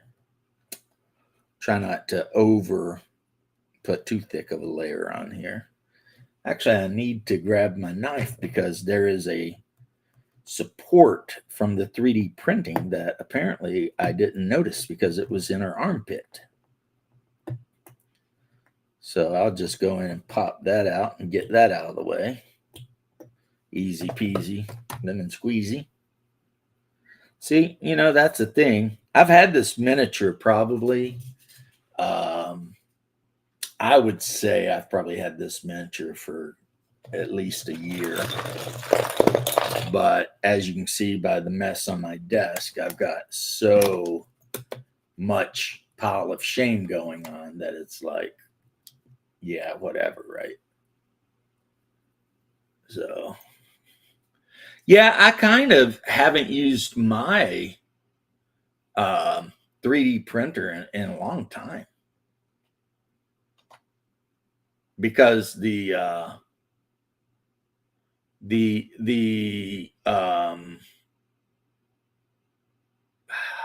stop the screen burned out, right? So I bought a new screen, but I have just been too freaking lazy to just fix the thing, you know? And I really should, but there's FDM printers out there that Elegoo is swearing to God will give you miniatures that are every bit as crisp and cool and whatever as resin. From what I've seen, they're pretty good, but I'm not 100% sure, if that's true or just marketing. I mean, I've never seen one of the miniatures like in person, so I don't know. It's like perhaps it's that good and perhaps it's not. Now, the printer I have, the Saturn 4, that thing prints in 12K. So, I mean, you can print stuff up that's just amazing. Amazing. But the problem is that, like I said, I'm being too lazy. And what's extra bad about it is I've already got the parts to fix it. I just don't want to go stand in the freaking garage and take the whole thing apart, to fix the freaking UV screen or whatever.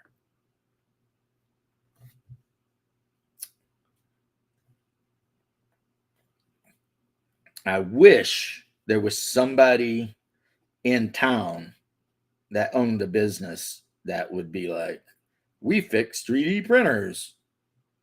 Because depending on how much they would charge, I'd be like, all right, I'll drop this bitch off. Give me a call when you got it done, right?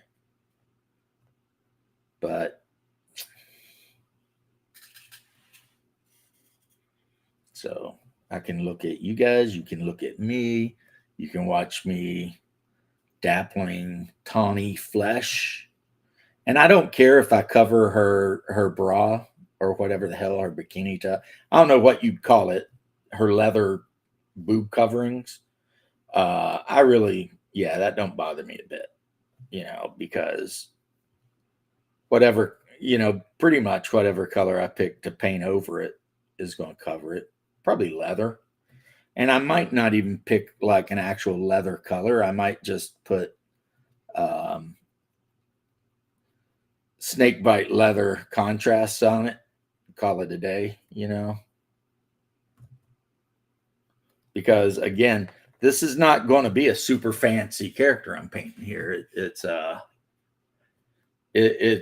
literally just a barbarian woman, barely dressed like Conan, actually dressed exactly like Conan, or the barbarian from that game, which, let's be honest, is just Conan, and swinging a big freaking sword. I guess if I wanted to mix it up, I could have chopped that sword off and put like a great axe in her hands or something, but sword will do. All right, so there's the snap to her chest covering thing.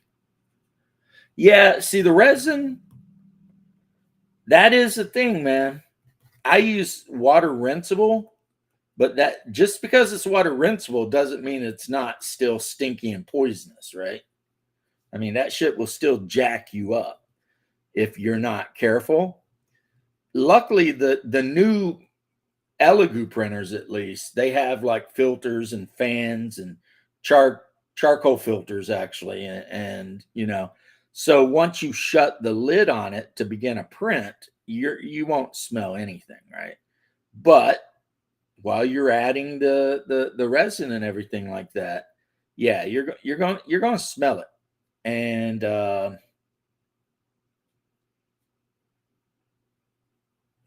it's just not really a great thing, And then what ended up happening is, so I was looking for a specific miniature, and Mini Market, none of the places I go to get STLs had it, but I ended up getting a link through my searches to go to Etsy, and they had the miniature I was looking for, the actual specific miniature I was looking for, and it was $5.50 plus like a couple bucks shipping. And so I started asking, like, okay, I can go out in the garage, I can play with the 3D printer, I can get the STL, which might cost me the same $5.50 or more, depends. I can do all the shit, or I can just pay some dude who lives, in Bradenton, Florida, to do it all for me, and wait the however long it takes for it to arrive. Which has been my only issue with Etsy. Sometimes you'll order shit and it won't arrive until like 2 months later. So what I do is about a month or so after I've ordered something, if it hasn't arrived, I make sure that the dealers I buy from accept do refunds, and I'll just go and cancel the order. And when they ask why I canceled the order, I'll say too late. And that, I don't know if that's a dick move or not, but look, if you live in Pennsylvania and I order 5 miniatures from you that are all like role-playing scale miniatures, I'm not talking big statues or anything, right? And it says under tracking, USPS has been waiting for the order to be delivered for like a month. At that point, you've lost my business. And that's what I told the guy. I was like, yeah, no. And he's like, well, and I said, look, I have a 3D printer.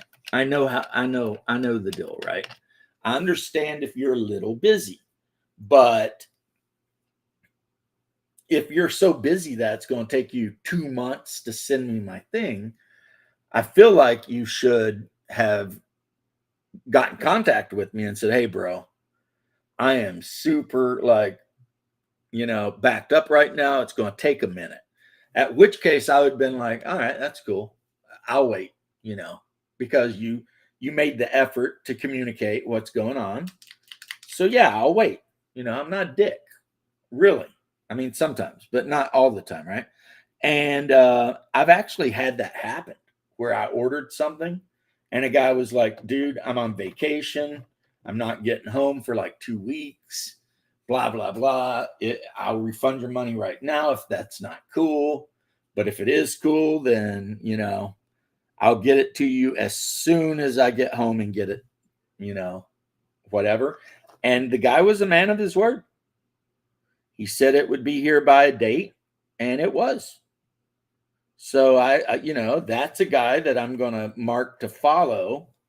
And if I need anything else that he makes, I'm going to look at his things first, because, meanwhile, this other guy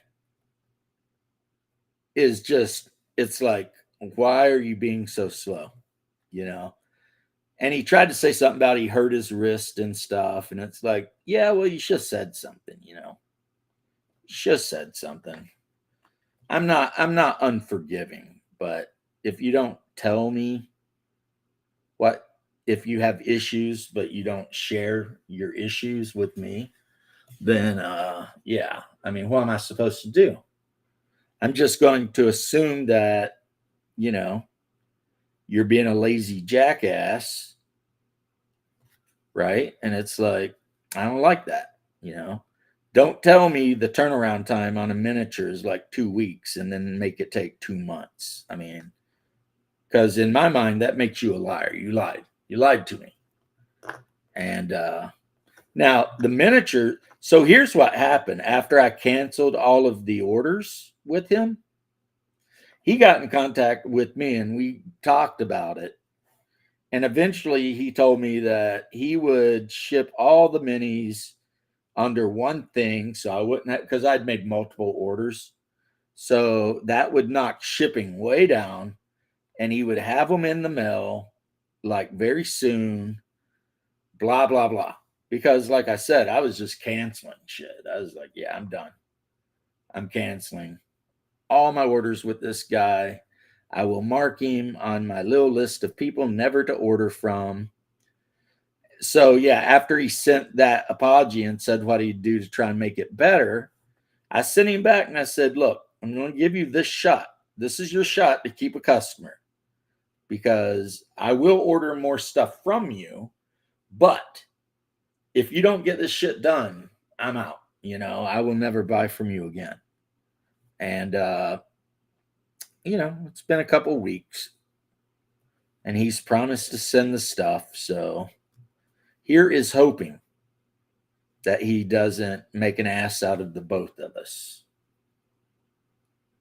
Okay, that's looking okay. I need to put some silver on her, put some gold on her waist because it looks like she's wearing some kind of girdle around her waist. What the hell just happened? That was weird. We went from like 2 people watching to 8. I guess just some people got done watching another video and decided to pop over and see what the hell James is doing. Well, you know, I'm painting a barbarian woman. That will be my wife's character. That's what I'm doing. And she don't wear any armor or anything, so. But when this miniature's painted, before I do any shading or anything, it's going to get a hard coat because I find that helps with shading because the slickness of the hard coat actually makes the shades go into the crevices better and leave the upper ridges or whatever cleaner. And then I'm going to have to paint up a cool Viking shield to glue onto the base and find one of my extra hand axes. I have tons of extra like melee and ranged weapons that are just, you know, laying about, and glue a hand axe to her hip, which I'll paint before I do, and a shield and longbow to her back because that's what she's carrying. She's carrying the great sword, the longbow, the shield, and a hand axe. I have to say that's not looking too bad so far. Now I'm going to reach for a contrast paint. A contrast paint that has never let me down. I've always liked it. And that is going to be the one, the only, the best contrast paint ever made, Snakebite Leather. And maybe I just feel that way because I paint a bunch of barbarians and like, you know, early medieval and stuff like that.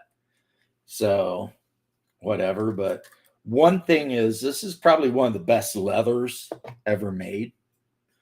And as far as color, and 2, almost every miniature you paint has leather on it somewhere, you know, whether it's, you know, belt pouch, the quiver of their bow, whatever, right?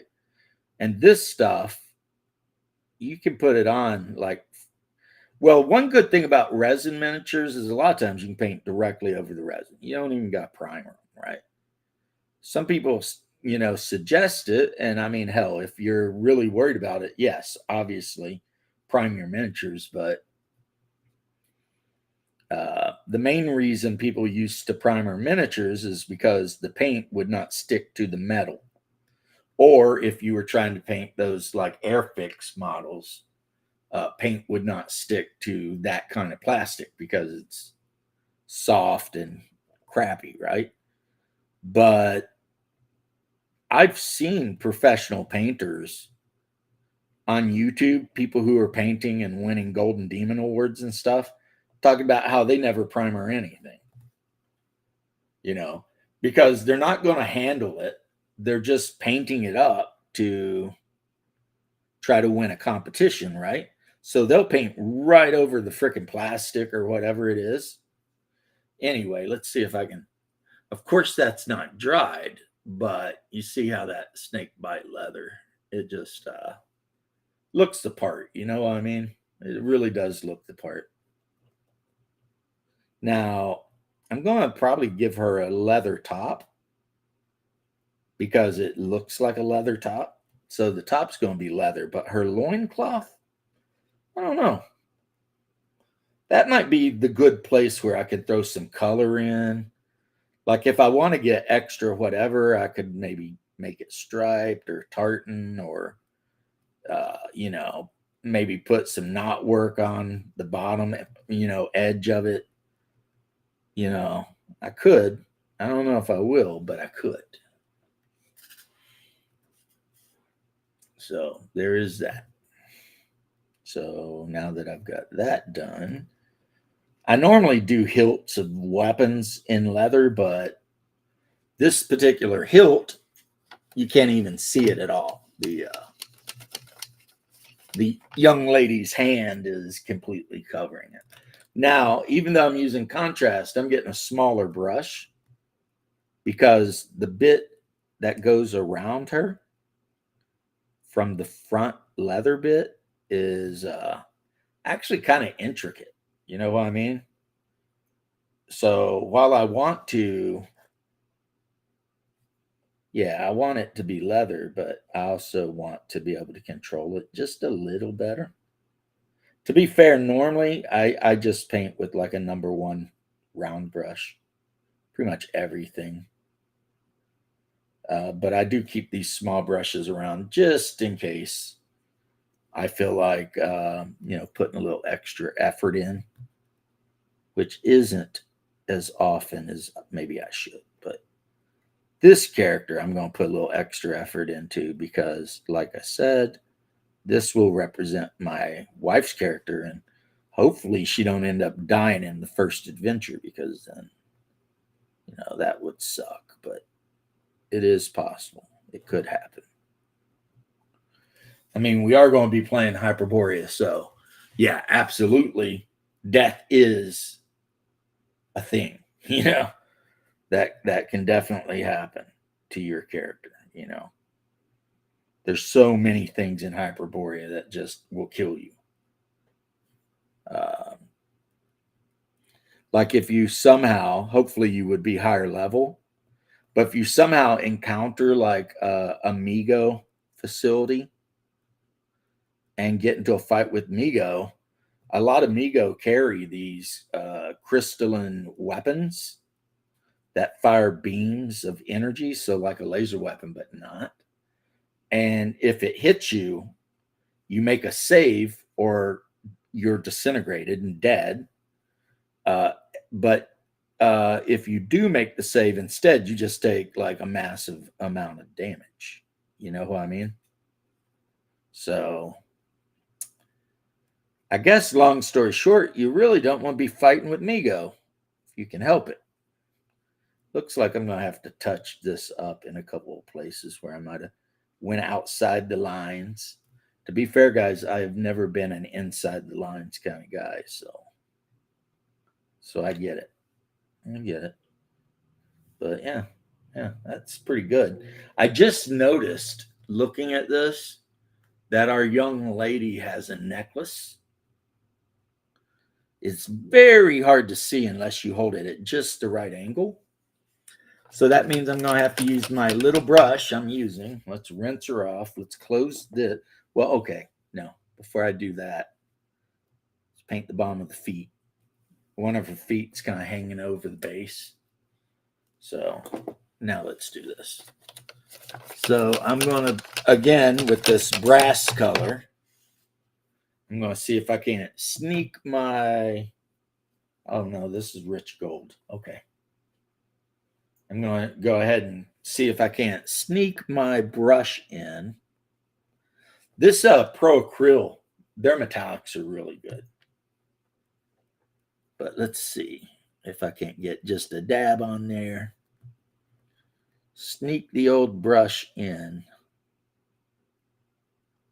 and hit up that necklace. Let me see now. Let's turn her and look. Okay, needs just a bit right there. Boom. Boom. And then the rest of it is hidden underneath her hair. So there's that. Okay. Might need to go in with just a dab of flesh because there's just a little bit where I got a little bit too shaky or whatever, but overall good. Okay, so, and we were using tawny flesh, I believe, for her, so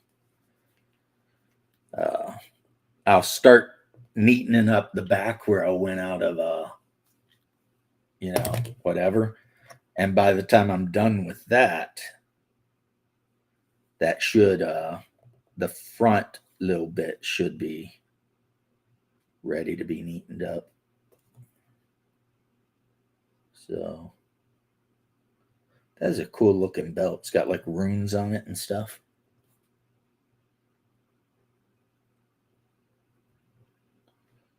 Yeah, when I was in the SCA, we had a guy that we called King at Will Baldwin because he was so good fighting that basically he could win any tournament he wanted to pretty much at will. And everyone knew it. He's a nice guy, though. And the only armor he really wore was a really thick, wide leather belt with like plates riveted to it that had all kinds of Viking knotwork and stuff like that. And, the other stuff that you have to wear. But like, whereas I was wearing like a chainmail hauberk and, a big Spangen helm and everything like that, he was basically wearing the bare minimum armor because, he wanted to be able to move. And as a result, yeah. But it's so wild, too. He was so good at stick fighting, SCA stick fighting, sword fighting, whatever. And his job was he was an anesthesiologist. So, he's making money. But it would be weird, That's one thing that's weird about the SCA is you'd be out there and, you'd be out there stick fighting some guy. And then later when you're talking, like my night, was a operating room nurse. That's all he did, is I guess stand there and hand the doctor tools and suction and whatever. And there were tons of guys like that, like professional guys. There were also tons of guys who were not professional, career-driven guys, but the ones Hungar and I ended up hanging out with mostly were, like Sir Tierlock, who was a really good knight, and he really wanted me to be a squire, but I chose Sir Brendan. He owned his own company and everything like that. So, all right. So you can't really see her because the camera's so far away, but this is kind of where we're at right now. Let's see if it'll focus on her a little better. Come on, focus on her. Yeah. There we go. So she's got her leather boots. She's got all of her jewelry on, and now she's going to need a loincloth, and she's going to need the hair. The hair will be easy because I will use my Vallejo yellow contrast paint, actually. And the reason for the Vallejo yellow is it actually looks yellow, unlike Army Painter yellow. does not look yellow. It looks orange. And so I use Army Painter yellow a lot when I'm doing torches, campfires, stuff like that, you know? But if I want something to actually be like a blonde yellow color, I go for the Vallejo. So let's see, what do we got here? We've got intense dreadnought yellow. No, that's too dark. All right, what do we got here? No. Rotten flesh. We don't need that. Imperial yellow might work. Nuclear yellow, no, that's orange. So yeah, it looks like we're doing imperial yellow. Now I think I used up all of my Citadel Bad Moon contrast paint, which is really a good yellow. Man, I wish it had existed when I started painting my Lamenter's army, because yellow is such a bitch to paint. And yet, for some reason, I end up painting tons of stuff yellow. So I guess that's my problem, right? See, here I need to do his base after I put the anti-shine coat on. But here is like a barbarian, kind of the Conan look. So in Hyperborea, I would probably make this guy a berserker, because he's, got the two axes. Another thing, this is a Reaper miniature, and I painted it up all weird and shit. And now I'm glad I need to do the base, because in Hyperborea, certain breeds of dinosaurs actually still exist, including like some of the little ones like that, It's like a weird world where some of the little dinosaurs exist, and also mammoths, woolly rhinos, cave bears, or as they call it, the short-faced bear, saber-tooths. So it's kind of like a world that doesn't respect Earth time at all, because lots of creatures exist together that, according to the big brains at the museums and whatever, never would have.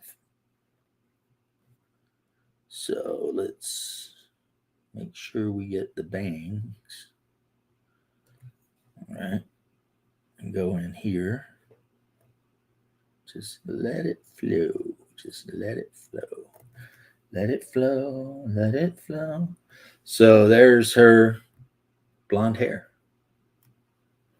Let me rinse this.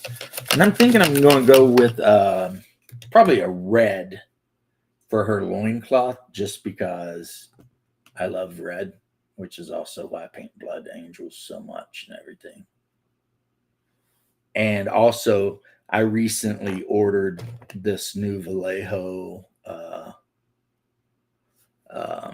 game color red. So,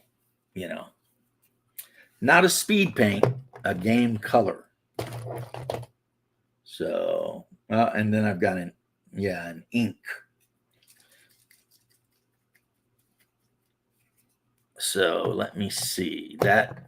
Those I actually bought so that when I paint my Space Marines, since I'm spray painting them blood red out of a rattle can, I can, hit details and stuff like that with a slightly darker ink or something, and then dry brush them with this bold pyro red. This is like my favorite red of all time, like I will start painting stuff with like dark red, just because I know when that dark red is dry, a dry brush of this pyro red over top is going to make it freaking just chef's kiss, you know what I mean? So yeah, missed a patch of her hair. I'm gonna have to go back and fix that, or maybe I rubbed it off. It's always a chance. But let's go in here and yeah, blood red. They'll never see you bleed, as the Spartans would say.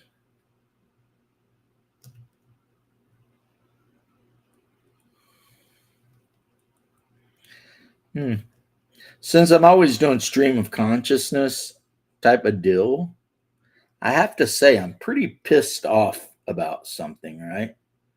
And that is that Age of Empires 4 came out with a new DLC, and probably a long time ago at this point, because I don't keep up on certain things.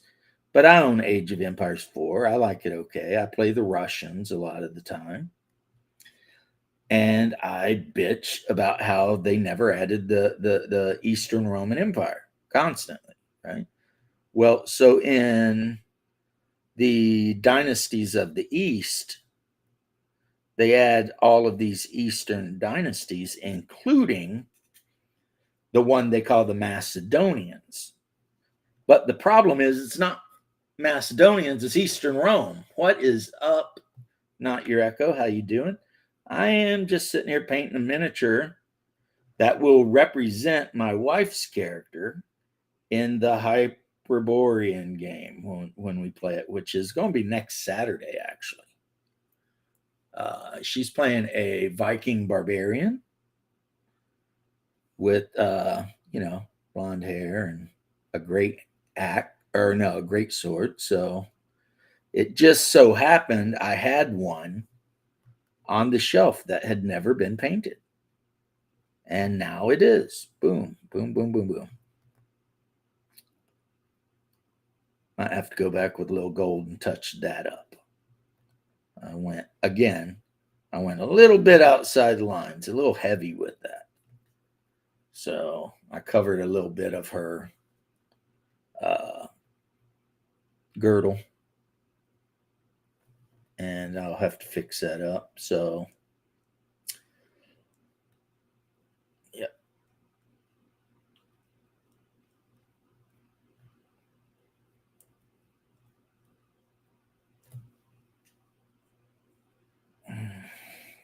Now I'm painting the inside of the loincloth. No one would probably ever see it, but I don't care. I'm painting it anyway. So now looking at her, I've got the red I need to fix, the gold I need to fix, or not the red, the gold and the yellow.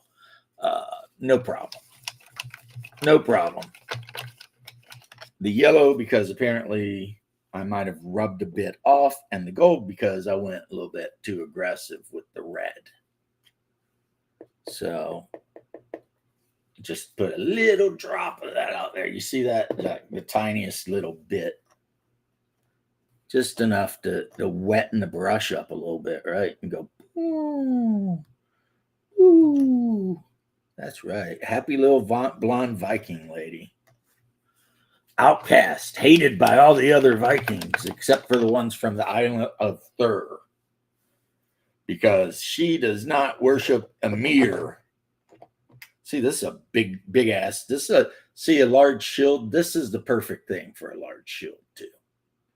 So I'll end up painting that, and that will probably go on her back, like something like that. You can't really see, but it'll go like that. And yeah, since that's the whole thing, when she wants to fight more defensively, she'll pull out her hand axe and her large shield. If she wants to fight at range, she's got her longbow and 12 arrows, quiver of 12 arrows. But if she wants to get up close and mix it up, she got the old greatsword. Which in this game, it's weird because it's such a close AD&D first edition clone. And yet the greatsword does 3d4 damage. Usually it does like, I don't know, not 3d4. And because she used her mastery on greatsword, so she is in old game terms proficient with the greatsword. She gets +1 to hit and +1 damage with it. And also, in some circumstances, an additional attack. You know, the attack number of attacks goes up. So, I mean, it's actually kind of a brutal weapon. You run up on somebody, and if you've got all the damage bonuses she does, see, she's done now, except I've got to put a gloss coat on her. And then when the gloss coat is dried, I will go ahead and do a wash. Come on now, focus in. Focus. But as you can see, you know, all of the base colors are there. So when I put the hard coat on and let it dry for a while, and then I'll do the washes. And then when they're completely dried, I will throw dull coat on. And yeah, she'll be ready to be manhandled at the table, moved around the terrain and all that other stuff, you know, like nothing, man. She'll be yeah, the queen of the battlefield. And then I'll do her base in like a green flock, probably. I've got like a green flock with little leaves and stuff in it that I'll do her base. Now my Eskimo queen over here, I guess she could be a Laplander, she could be a Viking, she could be anything that lives like where it gets super cold. I did a black wash on right straight over the resin just so I could see parts of her. But I'm definitely going to do a white highlight on this, zenithal, whatever they call it, so that the contrast paints actually, you know, look better. I mean, she's wearing like some kind of fur, hide, whatever cape, and she's wearing really no metal. She's just wearing tons of leather. So at that point, as much as I love my old snakebite leather, I might have to bust out a couple of different shades of leather so that it doesn't just look like a big blob of, you know, brown standing on the table with whatever color. I'm probably going to do the fur actually white. And then, you know, I can say, yeah, you know, her cape and everything was made out of a polar bear, which do exist in Hyperborea, except the guy who wrote it, he's like, polar bears are generally not dangerous. And having lived in Alaska, I would like to disagree strongly with him. That's the only part of the game, believe it or not, where I'm like, doubt. Or maybe just Hyperborean polar bears are, you know, a lot nicer towards humans. But yeah, in real life, nah, you don't want to be anywhere near an actual polar bear. That's why so many of the townships and everything up in Alaska have rules that you have to leave your car door open in case you're walking on a sidewalk in the middle of winter and you see one of those white death machines. You can jump into the nearest car and hope that it'll go ahead and pass you by. You know what I mean? Because a polar bear, if at all hungry, will absolutely eat you. You are no different to a polar bear as far as their thinking goes as a seal or any other creature that they might encounter. They are 100% natural man eaters. See, like a grizzly bear is not a natural man eater, but it will eat a human if, circumstances are correct. Wolves are not natural man eaters, but if they're hungry enough, they'll do it. A polar bear will actively go out of its way to hunt down and eat a human. That's what makes them natural man eaters. They go out of their way. Like the only other creature on the planet that's like that is like mugger or Nile crocodiles and shit like that. But at least they've got kind of an excuse. They're so stupid that they'll just attack and eat anything, right? But that polar bear, he knows when he's out there hunting Inuits or whatever he's hunting out on the tundra, he knows exactly what he's doing. And a polar bear can smell you like 20 miles away. So when the Inuits or Kimchuks or whatever we have up there, when they go out on the tundra hunting or whatever, they always sleep in shifts because polar bears have been known to, let's say you're all sleeping in a tent. Polar bears have been known to like snatch somebody out of a tent and drag them off and eat them. And the other guys still be in the tent and not even know that, the polar bear victim is gone, They're still in the tent, snoozing away. At least that's how they used to do. They don't do that anymore. You only got to lose a couple of guys before you're like, look, man. And that's also why when you go up there fishing or anywhere you go, if it's wintertime and snow's on the ground and stuff, typically everyone carries a high caliber pistol, like at least a 357. At least. Everybody left again. I mean, 357 will do it, to be fair. You really don't need much more than that. But, if you want to carry like a 44 Magnum or long coat or something like that, be my guest, right? Knock yourself out. But, yeah. Good times, though. Of course, the main thing I was always terrified of up there is moose. Moose will just flat up take you out. They don't give a damn. You go mess around with a moose, and yeah, it ends bad pretty quick. They have no time for your shenanigans, as my grandma would say. A female moose with babies, yeah, get out of here. That's like a 1-ton stomping death machine. That thing will mess you up so quick. You'll wake up in heaven and not even know how you got there. See, I just put some filler. I use this Vallejo plastic putty because there were a couple of holes on the back of her cloak.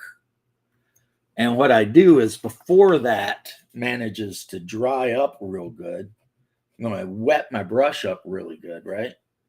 And just kind of, because this stuff, while it's wet, you can manipulate around a little bit with the damp brush. So you can get the holes filled without having a big clump of this stuff on it. And then, of course, by the time I put the next layer of white paint and then actual leather paint, So I put her on a dungeon base. I need to, do the thing there. But, yeah, so there she is.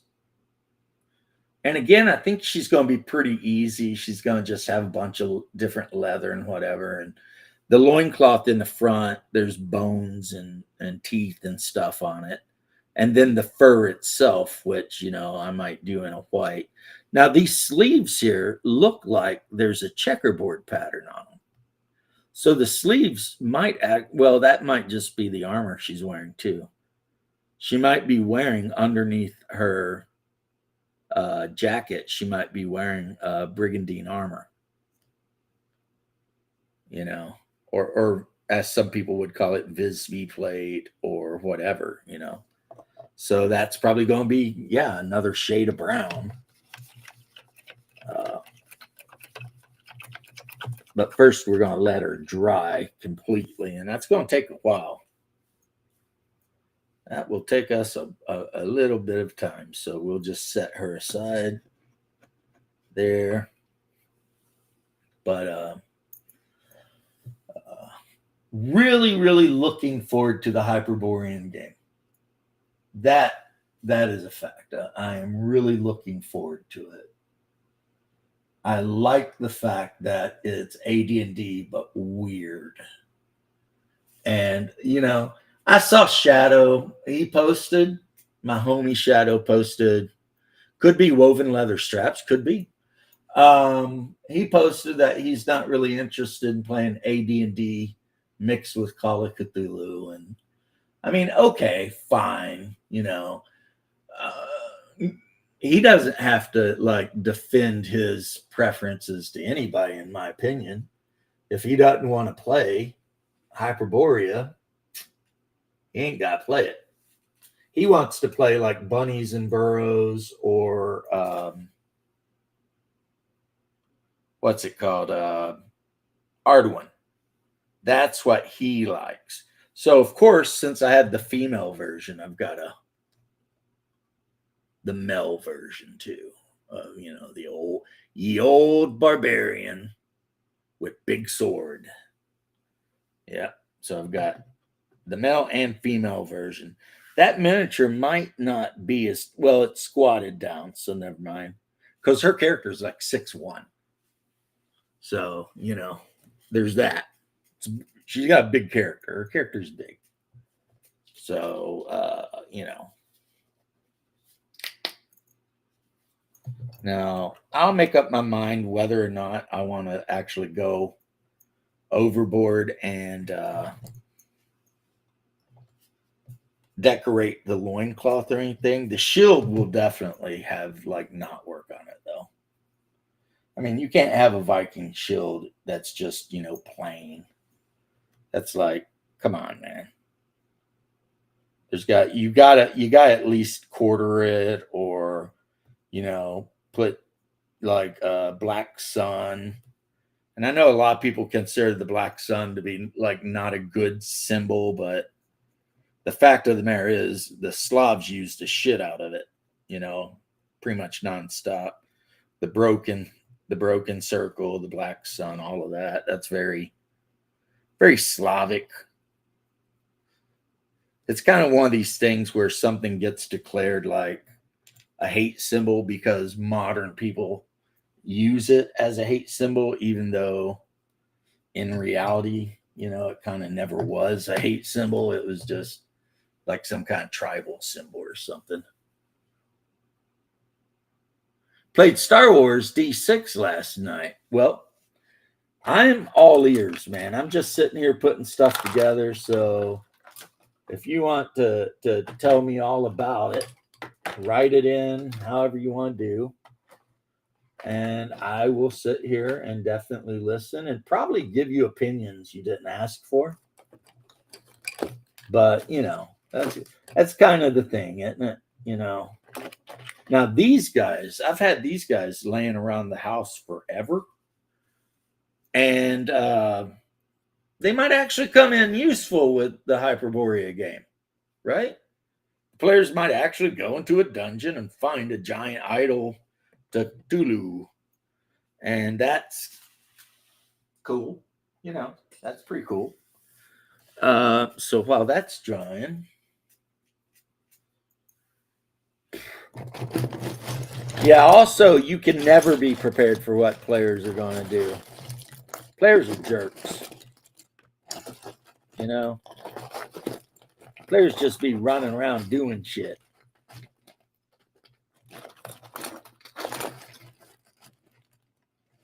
So, yeah.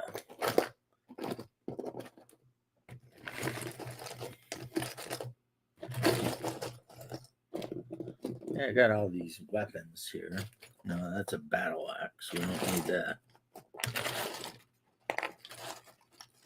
That is a Cossack saber. Awesome, but don't need it.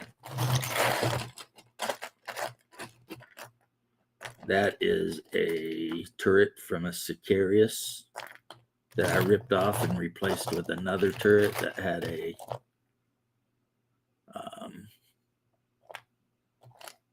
plasma blaster on it or some shit. I need to start taking all of the extra parts, right? I've been started putting them in that storage bin there, because who knows, I might want to mount one of the Titan weapons on a Titan that didn't come with that weapon, because of course that's how it is, right? It's like one Titan will come with a couple of weapon loadouts, and another Titan comes with the different loadouts. And maybe if you get both Titans, you might be able to switch and switch different weapon kits from both of them to, do them up the way you actually want them to be, so.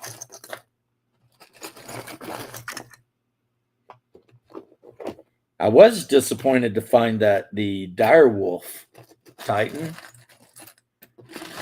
doesn't really, the back weapons, it has, look at this.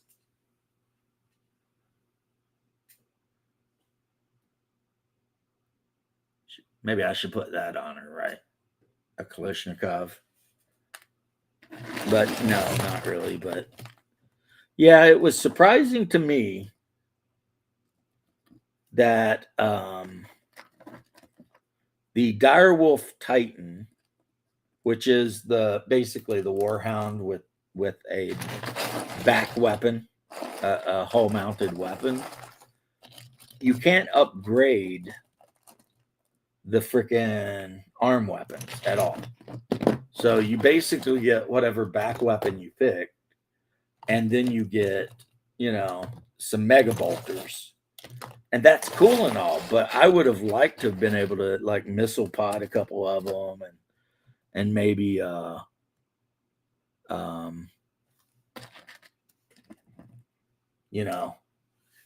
put basically, I would like to have been able to take that giant mega bolter off and put it on a normal direwolf, and then or a normal warhound, and then on the normal warhound stuck a culverin or a missile pod. But I guess that's just not something you can do as far as so that sucked. But I'm finding a lot of weapons, but they have hands on them, and that's unfortunate, because I'm looking for weapons that do not have hands on them. Need to put that aside, actually.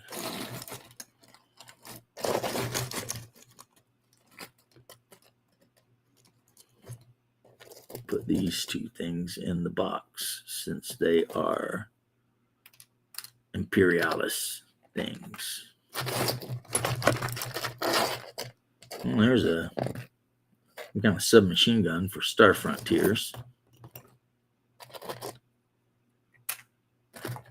I have a bunch of Star Frontiers miniatures and all their little like bonus weapons that you can do swap outs and stuff if you want. Here's another one. That's probably supposed to represent like a Garo jet rifle. But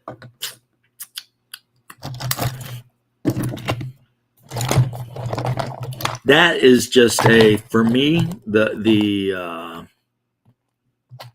Star Frontier stuff you guys hear me talk about, that is a passion project that I do, that I have no expectations of ever getting to play. I really don't, because it's just like it's just not something I ever expect to happen. Um, and you know, don't cry for me, Argentina, but it is what it is. You know what I mean? It's just never going to be a thing because as much as a lot of my players actually like Star Frontiers a lot, you know what I mean? And we have wonderful memories, some of us, of playing Star Frontiers when we were young. For some idea, when I actually suggest sitting down and playing the game, typically they're like, we'd rather play a fantasy game, you know? And that's kind of the story of my entire gaming history. It's like everyone I game with wants to play a fantasy story. They don't want to play sci-fi, and you know, you can't make them. Well, I suppose I could, but you know, there should be no compulsion in role playing. You know, if people don't want to play, then I mean, that's on them, I guess. You know. Now, one thing I've done, and I'm getting ready to do here too, is I printed out like a shit ton of space dwarves in armor, right? And here's one. I've removed his mining backpack. He had like a backpack with lights on, right? And what I do is I drill a hole in here and put a post, and then I use green stuff to just make like a blobby head with eyes, you know, a couple of eyes, like just blank dots that are eyes, right? And then kind of drag out around like veins and stuff. And I even use my fingers to put fingerprints all over the green stuff to make it look rough. And when you paint them up, that's a drow site wearing, you know, some kind of heavy armor in Star Frontiers, right? And then the last one I built, which I think I put up, I actually cut legs off of another one of these and shaved it down so that he had 3 legs. So he was standing like a tripod with like a big ass gun. I mean, the good thing is I could easily remove these arms and, you know, do whatever I wanted there, but I have not. And then, of course, I need to finish painting these guys. Super easy, silver. And then, like, you know, black boots.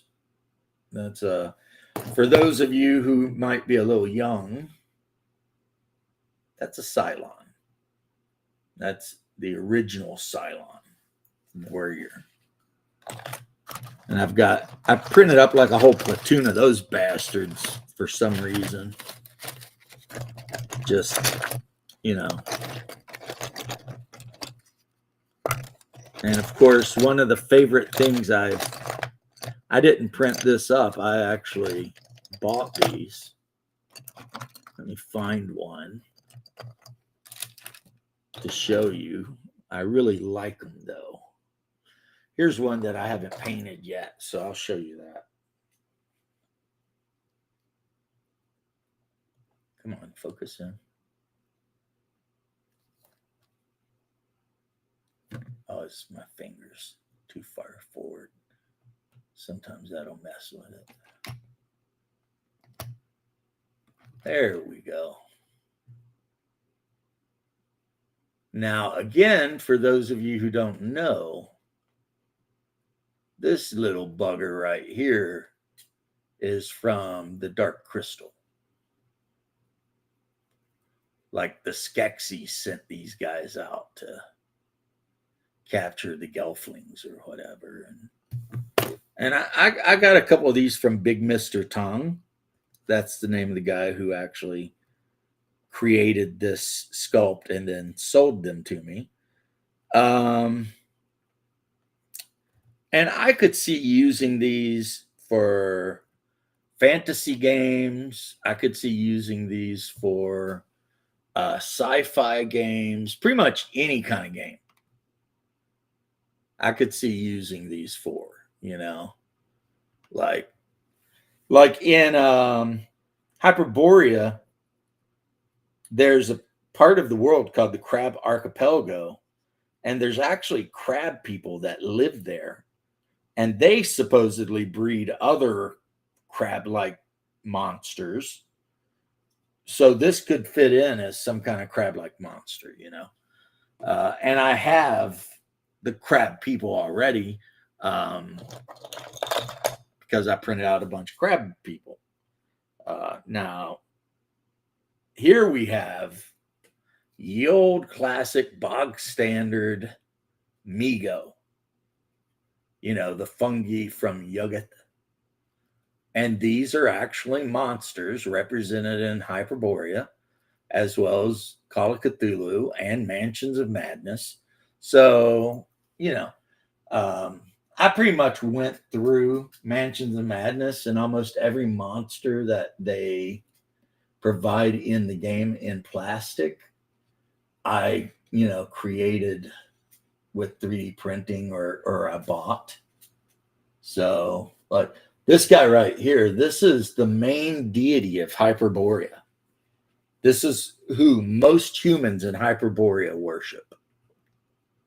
So, yep. The Sagua. This is the most popular god amongst humans in Hyperborea. In Lovecraft, he's just a great old one that likes to hang out and be lazy. Clark Ashton Smith invented him. But and R.E. Howard and Lovecraft both used him copiously, I would say. And then I've got multitudes of this guy. Let's see if I can get one out, since they're winged and, you know, full of things that will grab onto every other thing. These are easy to paint because really all they need is a wash of, or not wash, a gloss coat. Because night gaunts, they just look like black, oily, slimy, shiny things with their tail. And actually the thing they're known most for is tickling people until they like pass out or whatever. Not only is this a Lovecraftian monster, but it's also a Hyperborean monster. So, you know, awesome. Awesome indeed.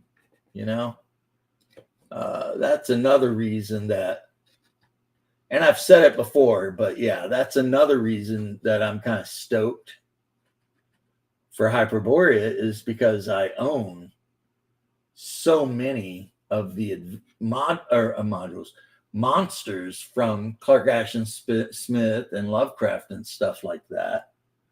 That, I mean, it'll be dead simple for me to, you know, see, this guy needs a wash, but that's like the great race of Yith.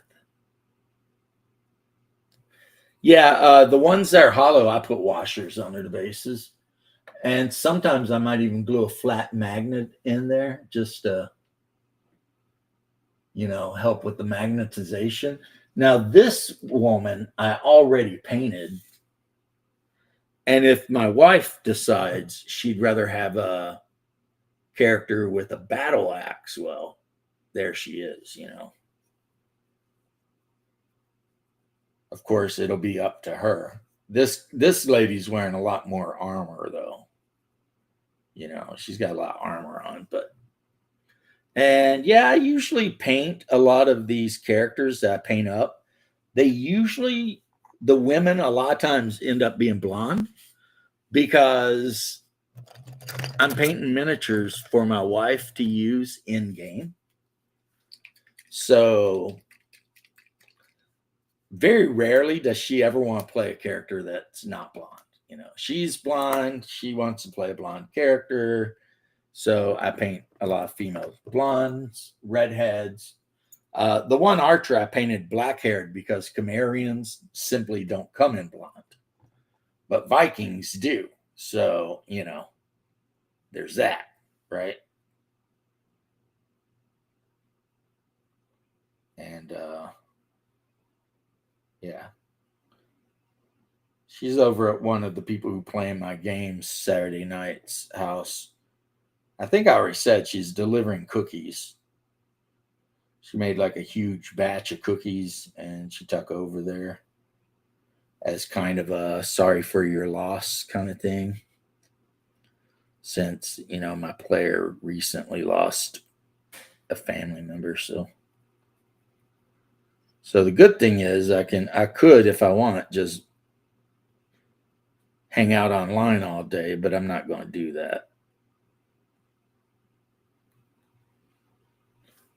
Touch her up. Put a little wash on her. Make her look a little bit more detailed.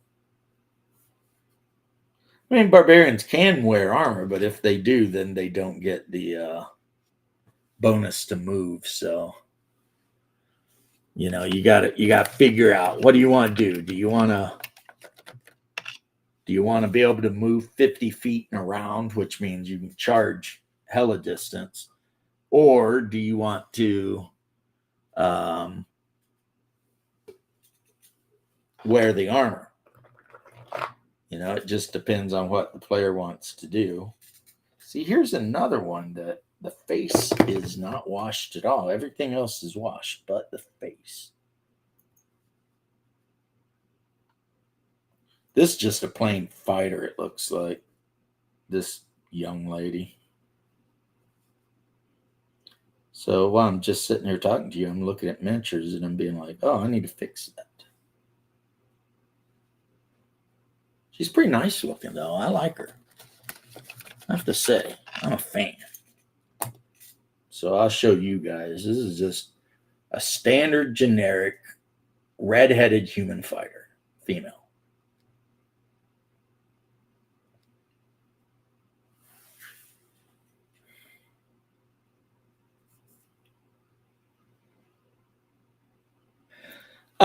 Justin exiled himself. Nothing happened to Justin.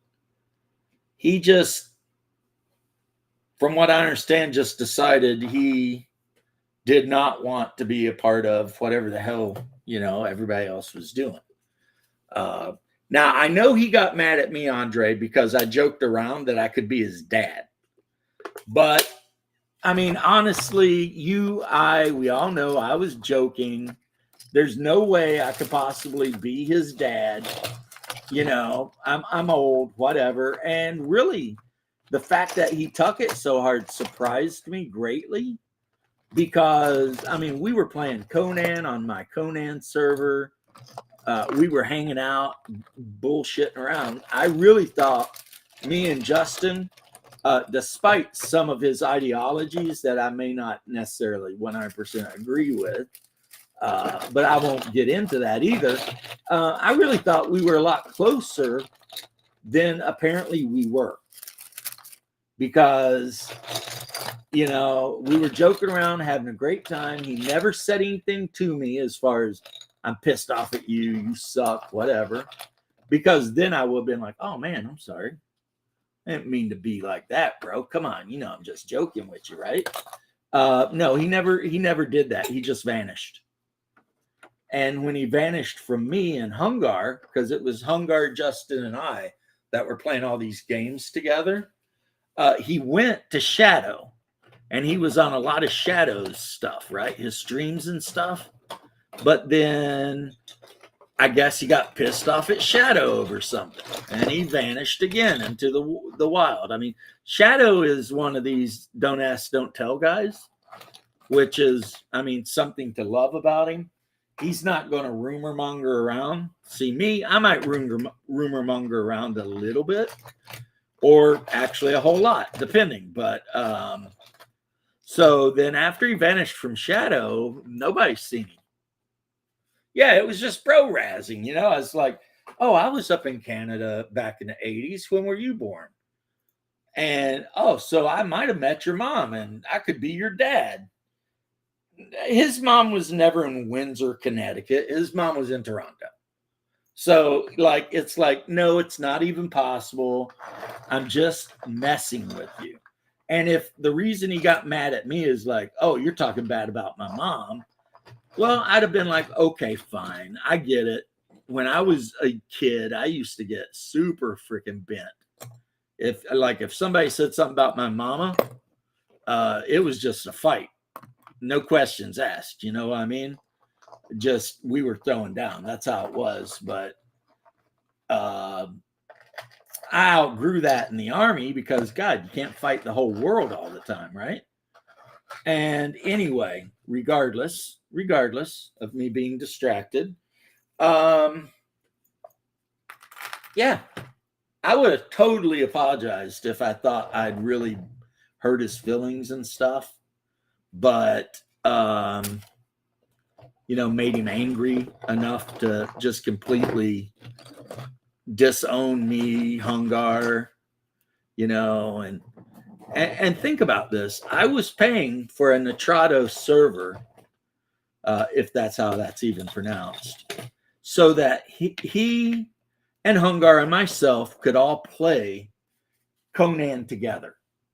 And yeah, he just freaking up and vanished, man. It was really weird. It was like,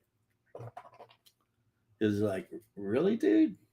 All right, And then the Shadow thing, I mean, Shadow's not going to say anything about anything because, like I said, Shadow's a good guy. He's not going to, put anybody's dirty laundry out there on Front Street.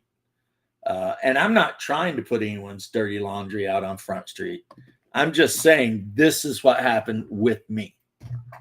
I 100% thought he and I were super cool.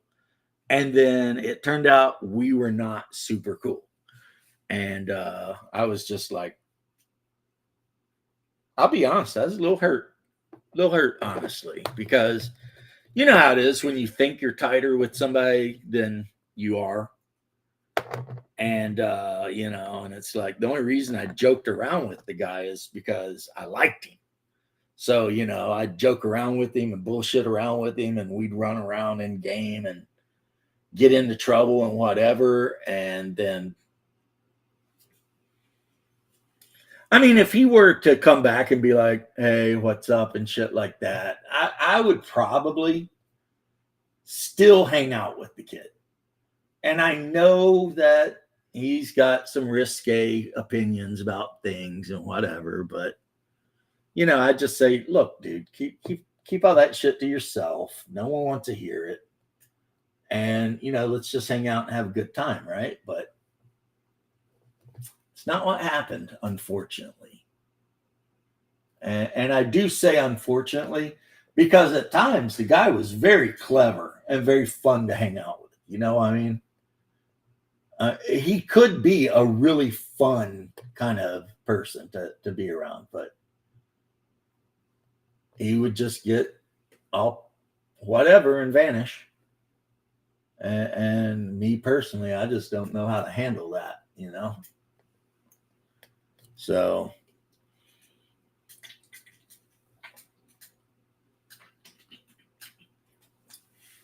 and Bear's taking a break, but we've been in contact. I sent him some scantily clad pictures of the Korean woman that I married in the game, Five Hearts Under One Roof, and stuff like that. And me and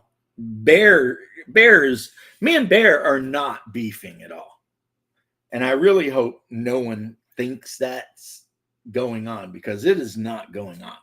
Bear and I are not beefing. Bear is taking a break because of his own personal reasons, which are not mine to get into. Now, I'll speculate about it a little bit. I think, like a lot of people in America, this time of year is not easy, the holidays and all the shit going on, Yeah, I mean, so Bear's just going to take some time to himself. And I mean, if that's what my bro needs, then I am 100% behind him on that, I mean, you got to take care of your mental health, man.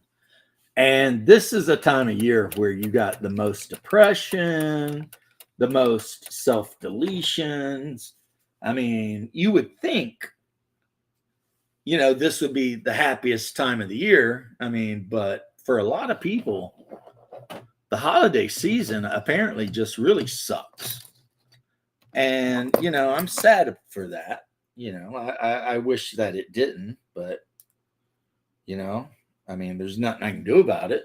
Just for a lot of people, the holiday season suck. They don't like it. Or maybe Bear's just like, F it, I've been online too long and I'm going to start taking care of real life shit. That could be true too. That could be totally true. Now, Shadow, I don't know, man. I don't know what's going on with Shadow. He'd usually have popped in and said hi and maybe even joined by now. But then again, he went to church, and I don't know how long they keep you at a Roman Catholic church. But I wouldn't imagine their mass is super longer than our mass. So I don't know. It does suck though, because it was like there for a minute. We kind of had the amigos going on. You know what I mean? Like it was like the Bear, Shadow, James show. Come in and see Bear and James and Shadow act a fool and crack jokes and say really bad, stuff about whatever, and be really, what would you call it? Like, be really irreverent and edgy boys, etc. And, that's gone now. I mean, of course, I will always have my homie Leth, but Leth is not a dependable homie. Or, I mean, he's a dependable homie because he's always a homie, but like, you never know how long Leth has, when he's going to leave, whatever, because Leth has got a lot of real life shit going on. So, it's not like you can sit down and plan a 2 or right. You can't sit down and plan a 2-hour show with Leth because he might be on for that whole time, or he might be like, gotta go. And then that's just that. He's gone. That is just how the Lethmeister works. And yeah, anyone that would have a problem with that just got to deal with it because, Now, to be fair, Leth helps take care of his niece. He's got a yappy dog. He's doing a lot of shit. So, I don't hold any of it against him. Yeah, it was like Kirk, Spock, and McCoy. And I would think of myself, I was definitely the McCoy of the three of us. I would say that Bear was probably the Kirk. And Shadow might have been the Spock. Because sometimes my homeboy Shadow has an inability to understand nuance. You know what I mean? Or to hear the one thing he wants to hear and ignore every other thing that got said. I mean, of course, we all do that. So whatever, but I'll admit the other day I was getting a little frustrated with him because he's like, so how do you play a game in a world where everyone hates everyone? And I'm like, dude, I kept trying to explain my point to him, but I guess I just wasn't doing a very good job. So I blame myself for that, not Shadow. I should have been able to explain what I meant better. But the fact that, I started being like, are you just doing this? Which I would have laughed my ass off. Like if he had got me all fired up and been like, I'm just effing with you, right? I would have freaking fell out of the chair. I really would have. I'd been like, you bastard, because I mean, he had me, man. As we used to say, like we used to mess with each other when we were kids, Hunger and I especially. And then if we could get the other person rattled, we'd be like, I got your goat. And then we'd laugh about it, right? Not Bear, freaking Shadow got my goat hardcore on that one. I mean, my goat was like in his house, eating cereal, hanging out with Jackie, like had already just moved to California. That's where my goat was. It was gone. And yeah, and I'll admit it. Yeah, he got my goat big time. And I'm just sitting there trying to figure out, is he effing with me? Or is he so literal that he just can't understand what I'm telling him? You know, like, what is he doing over here? And, but the reality is, Shadow is just not interested in Hyperborea. He bought the player's book. He didn't buy the DM book, which you kind of got to if you want to know anything about the world and stuff. All of the important stuff about the world is actually in the ref book.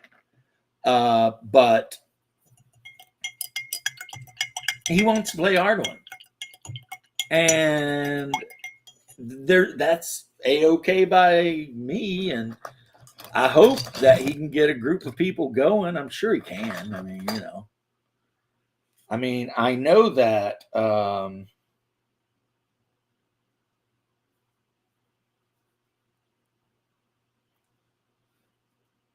Off Grid was wanting to play Hyperborea. A lot of people were wanting to play Hyperborea, but at a point, if the DM just doesn't want to play freaking Hyperborea, then guess what you got to do?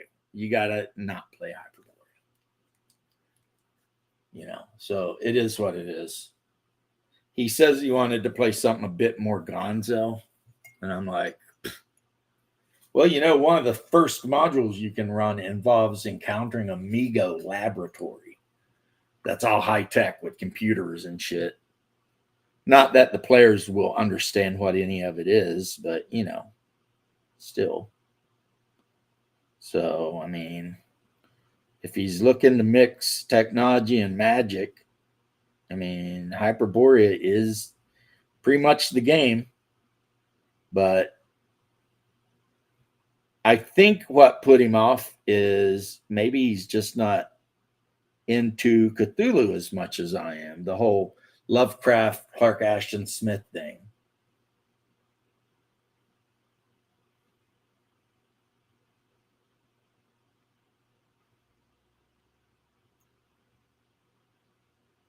I don't even. I'm sorry, Andre. You say no shade. I don't even know what that means. It's always strange to me to see people that mostly socialize online think that they're helping themselves by shedding. Oh, okay, now I get it. Yeah, okay, now I get it. Now I got it. I had to reread it. Yeah, I don't get that either. You would think that you would hang tight with your bros online, especially if you've got time invested, like Shadow and I have been hanging around each other for a very long time. We've been on each other's channels, all that, right? So even if he pissed me off, I would never just walk away because, he's my bro, whatever, right? And the same as with Bear. Even if Bear pissed me off, I'd just be like, whatever.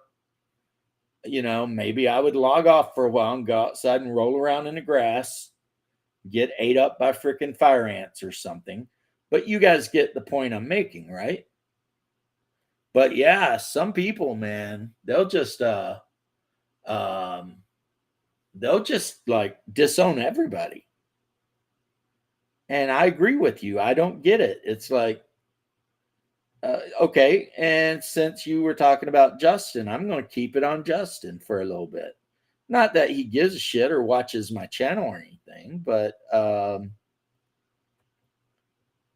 it's like, what did he gain by disassociating himself from the people he disassociated?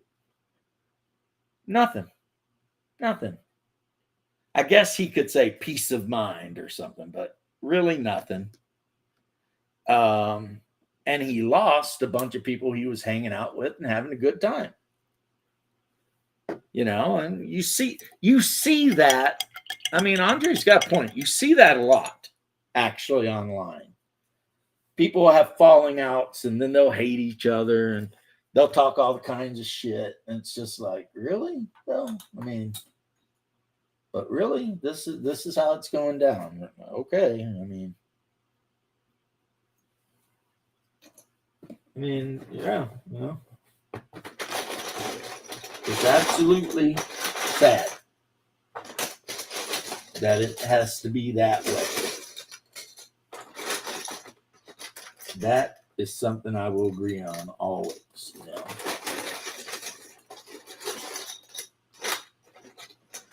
But again, you got to remember too, for some people, and this could totally be a me problem. If I log on every day, every other day, whatever, and I'm chatting with you for hours every day about everything, life, the mystery of the universe, whatever, and we're doing that for like a year or two, or whatever, again, because maybe I don't know what's wrong with me, but I'm going to start thinking we're friends. You know what I mean? At least online friends, but kind of friends, we talk to each other and we hang out and we whatever, right? But for a lot of people, that is just simply not a thing. Like, a lot of people, they can talk to somebody every day for a couple of years, and then when they're done, they're done. Right? Because you're just some person on the internet, and your opinions or whatever never really mattered at all. And to me, that is wild. But what? There's nothing anybody can do about it.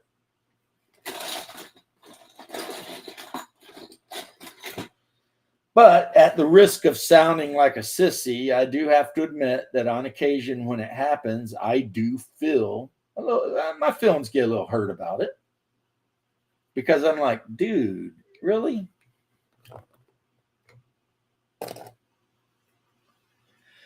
Oh, he had the hots for Taylor Swift, man. That freaking guy. Him and this Taylor Swift thing, and I'd always be like, you are out of your damn mind. That girl is not even a little pretty. And he'd be like, she's beautiful. Be like, what? What are you smoking, man? She is not even slightly attractive. And, he's staying by his guns, though. He absolutely thinks Taylor Swift is just the most attractive woman ever. And it's just like, that shit is funny, man. Whatever.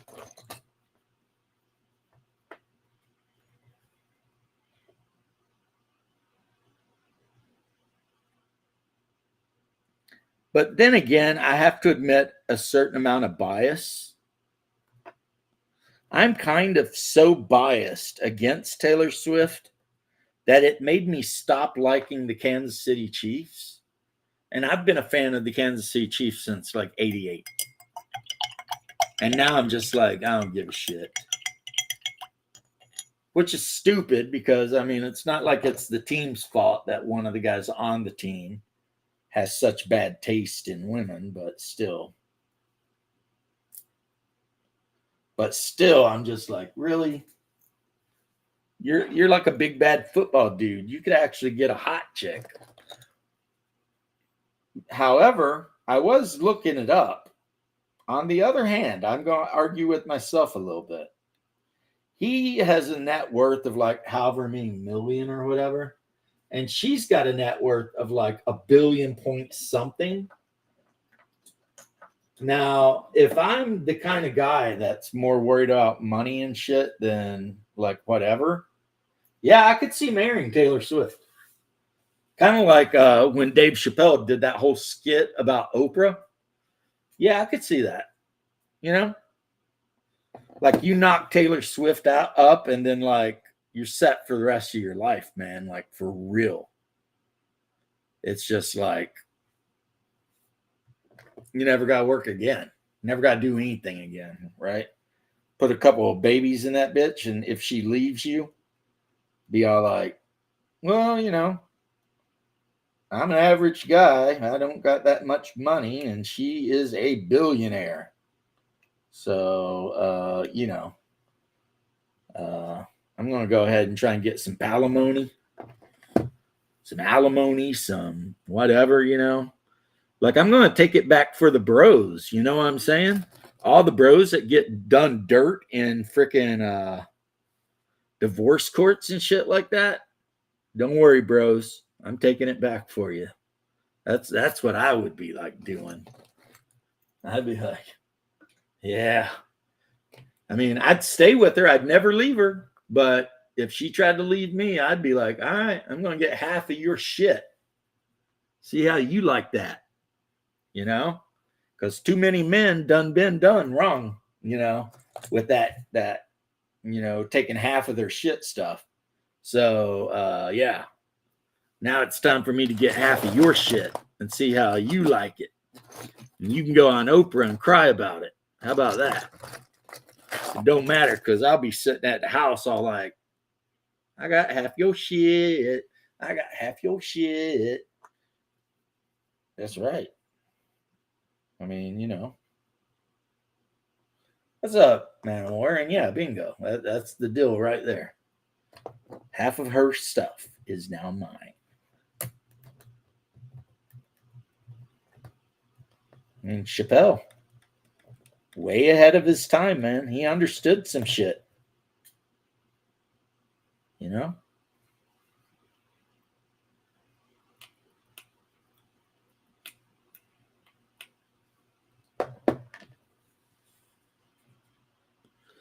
But of course, then he did what a lot of people do and married an Asian girl. So that's one Kanye got wrong. Because in the Kanye song, he was like, when he gets on, he's going to leave your ass for a white girl. And Chappelle was like, nah, I'll take a Filipino, please. So, sorry, Kanye. You messed that one up. There's always next time.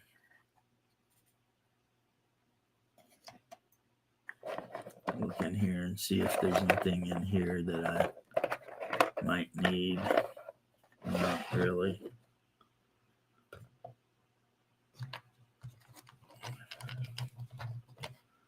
Right?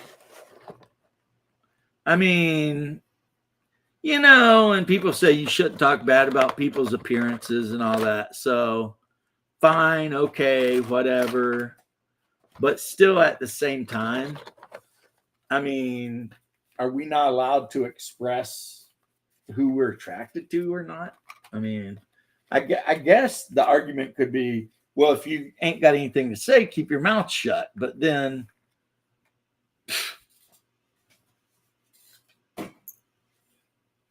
I guess I wouldn't say anything at all about her. I'd just keep my mouth shut. You know.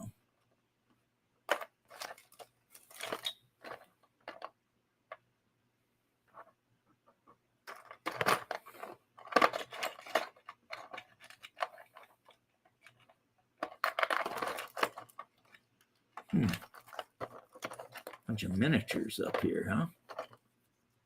Oh, look at this one. This is a nice one. I like this. I need to paint that. And another Conan. Oh, that guy. He looks angry. Might need to do a little bit of highlighting on the tops, the very tops of the muscles, just to make it stand out a little bit better. But yeah, he's pretty good. Oh, my wife is home. I wonder if she's going to feed me today. I haven't ate yet, so. Hey, beautiful. How are you? just sitting here. Did you miss us at all? Huh? Did you miss us at all?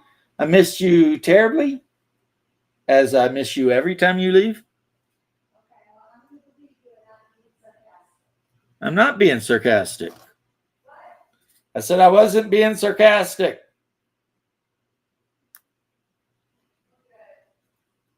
I was kind of wondering if I'm ever going to get to eat.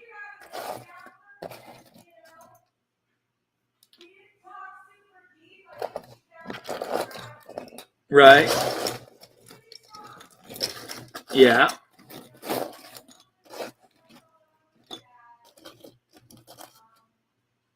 Hey, you. What? She was kind of blaming herself because shortly after she left, her dad stopped fighting. And she's like, well, maybe if I'd stayed, he would have fought more, blah, blah, blah. And I said, Jax? Yeah, doing that whole maybe shit, that'll just drive you crazy. Well, what I pointed out to her, baby, was that maybe yes, but also maybe it was like the thing with Marsha. And the thing with Marsha, if you remember, Marsha rallied and fought until she was sure she'd said goodbye to everybody. And Right. once everybody came, she was like, deuces, I'm out. Okay, yeah. You know? Yeah. What are you doing? I was going to cook. I'm hungry. Are you hungry? I'm very hungry, actually. I was going to do some eggplant fries and burgers. Okay. Yeah, I'm cooking. I'm starving. Good. I was literally just sitting here wondering if I was going to die. Well, you are capable of feeding yourself. I am capable of feeding myself, but if I got to feed myself, then what in the hell are you for? What? I said, if I got to feed myself, why did it keep you around for? To do everything else? You do everything else. That's true. I mean, you could be my little personal chef. That would be adorable. Yeah, I could be.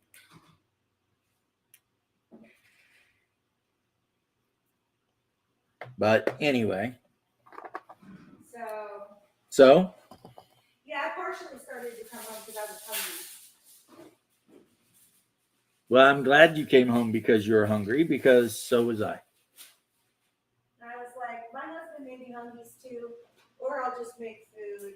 Well, you know, I woke up today. No one made me an egg sandwich. I started the day with a handful of pills. You had a cookie? Oh, yeah, I did have a cookie. I didn't have an egg sandwich either, babe, because my focus was trying to cook, which never worked out. Going to see Jax. All right, well. So, guys, this is a day in the life. A day in the life. Me complaining about not being fed. And her fixing me some eggplant French fries. Which sounds really good, actually. Pretty excited about it, you know? Eggplant French fries, that sounds pretty good.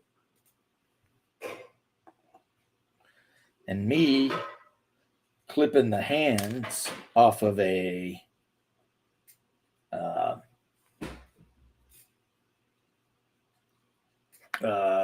damn it, what were these called? Vendo? Yeah, his weapon broke off. And a lot of times I find it easier to replace the hand than the weapon, because it gives you, like, if you replace the hand, you end up with a much larger surface area for the glue to stick to and all that. And if you want to pin it, you know, it's a bigger area for pinning. Whereas trying to pin a weapon, especially if it's like a thin one, and then if it's like a pole arm, you're trying to pin it, unless you drill completely through the hand, then how are you going to make sure the top and the bottom line up, right? It's just not going to be great. It's going to suck. But like, you just clip the hand off at the wrist and the weapon off at the wrist and glue them on and call it a day. So this guy is going to get a Warhammer with a pick on the back. And if anyone questions why a Vindo is running around with a Warhammer and a pick on the back, just tell them, well, he must have killed somebody and got it, right? So there's that. But anyway, Sunday, probably eat dinner, watch TV. I don't know, whatever the wife wants to do, really. Or I'll play on my computer and snuggle my dog. That's always an option as well. Goof off on computer, snuggle puppy. That's a good option. So yeah. So I guess we'll wind this one up, and I'll continue speaking to her about her adventures to our friend's house. And hopefully our friend's doing well so that we'll see her next week for game night. So that said, guys, I am ending this and move on, and I'm going to ease on down the road. And I hope you guys have a wonderful rest of your Sunday. And also a wonderful rest of the week if I don't see you. I mean, I should, but you never know.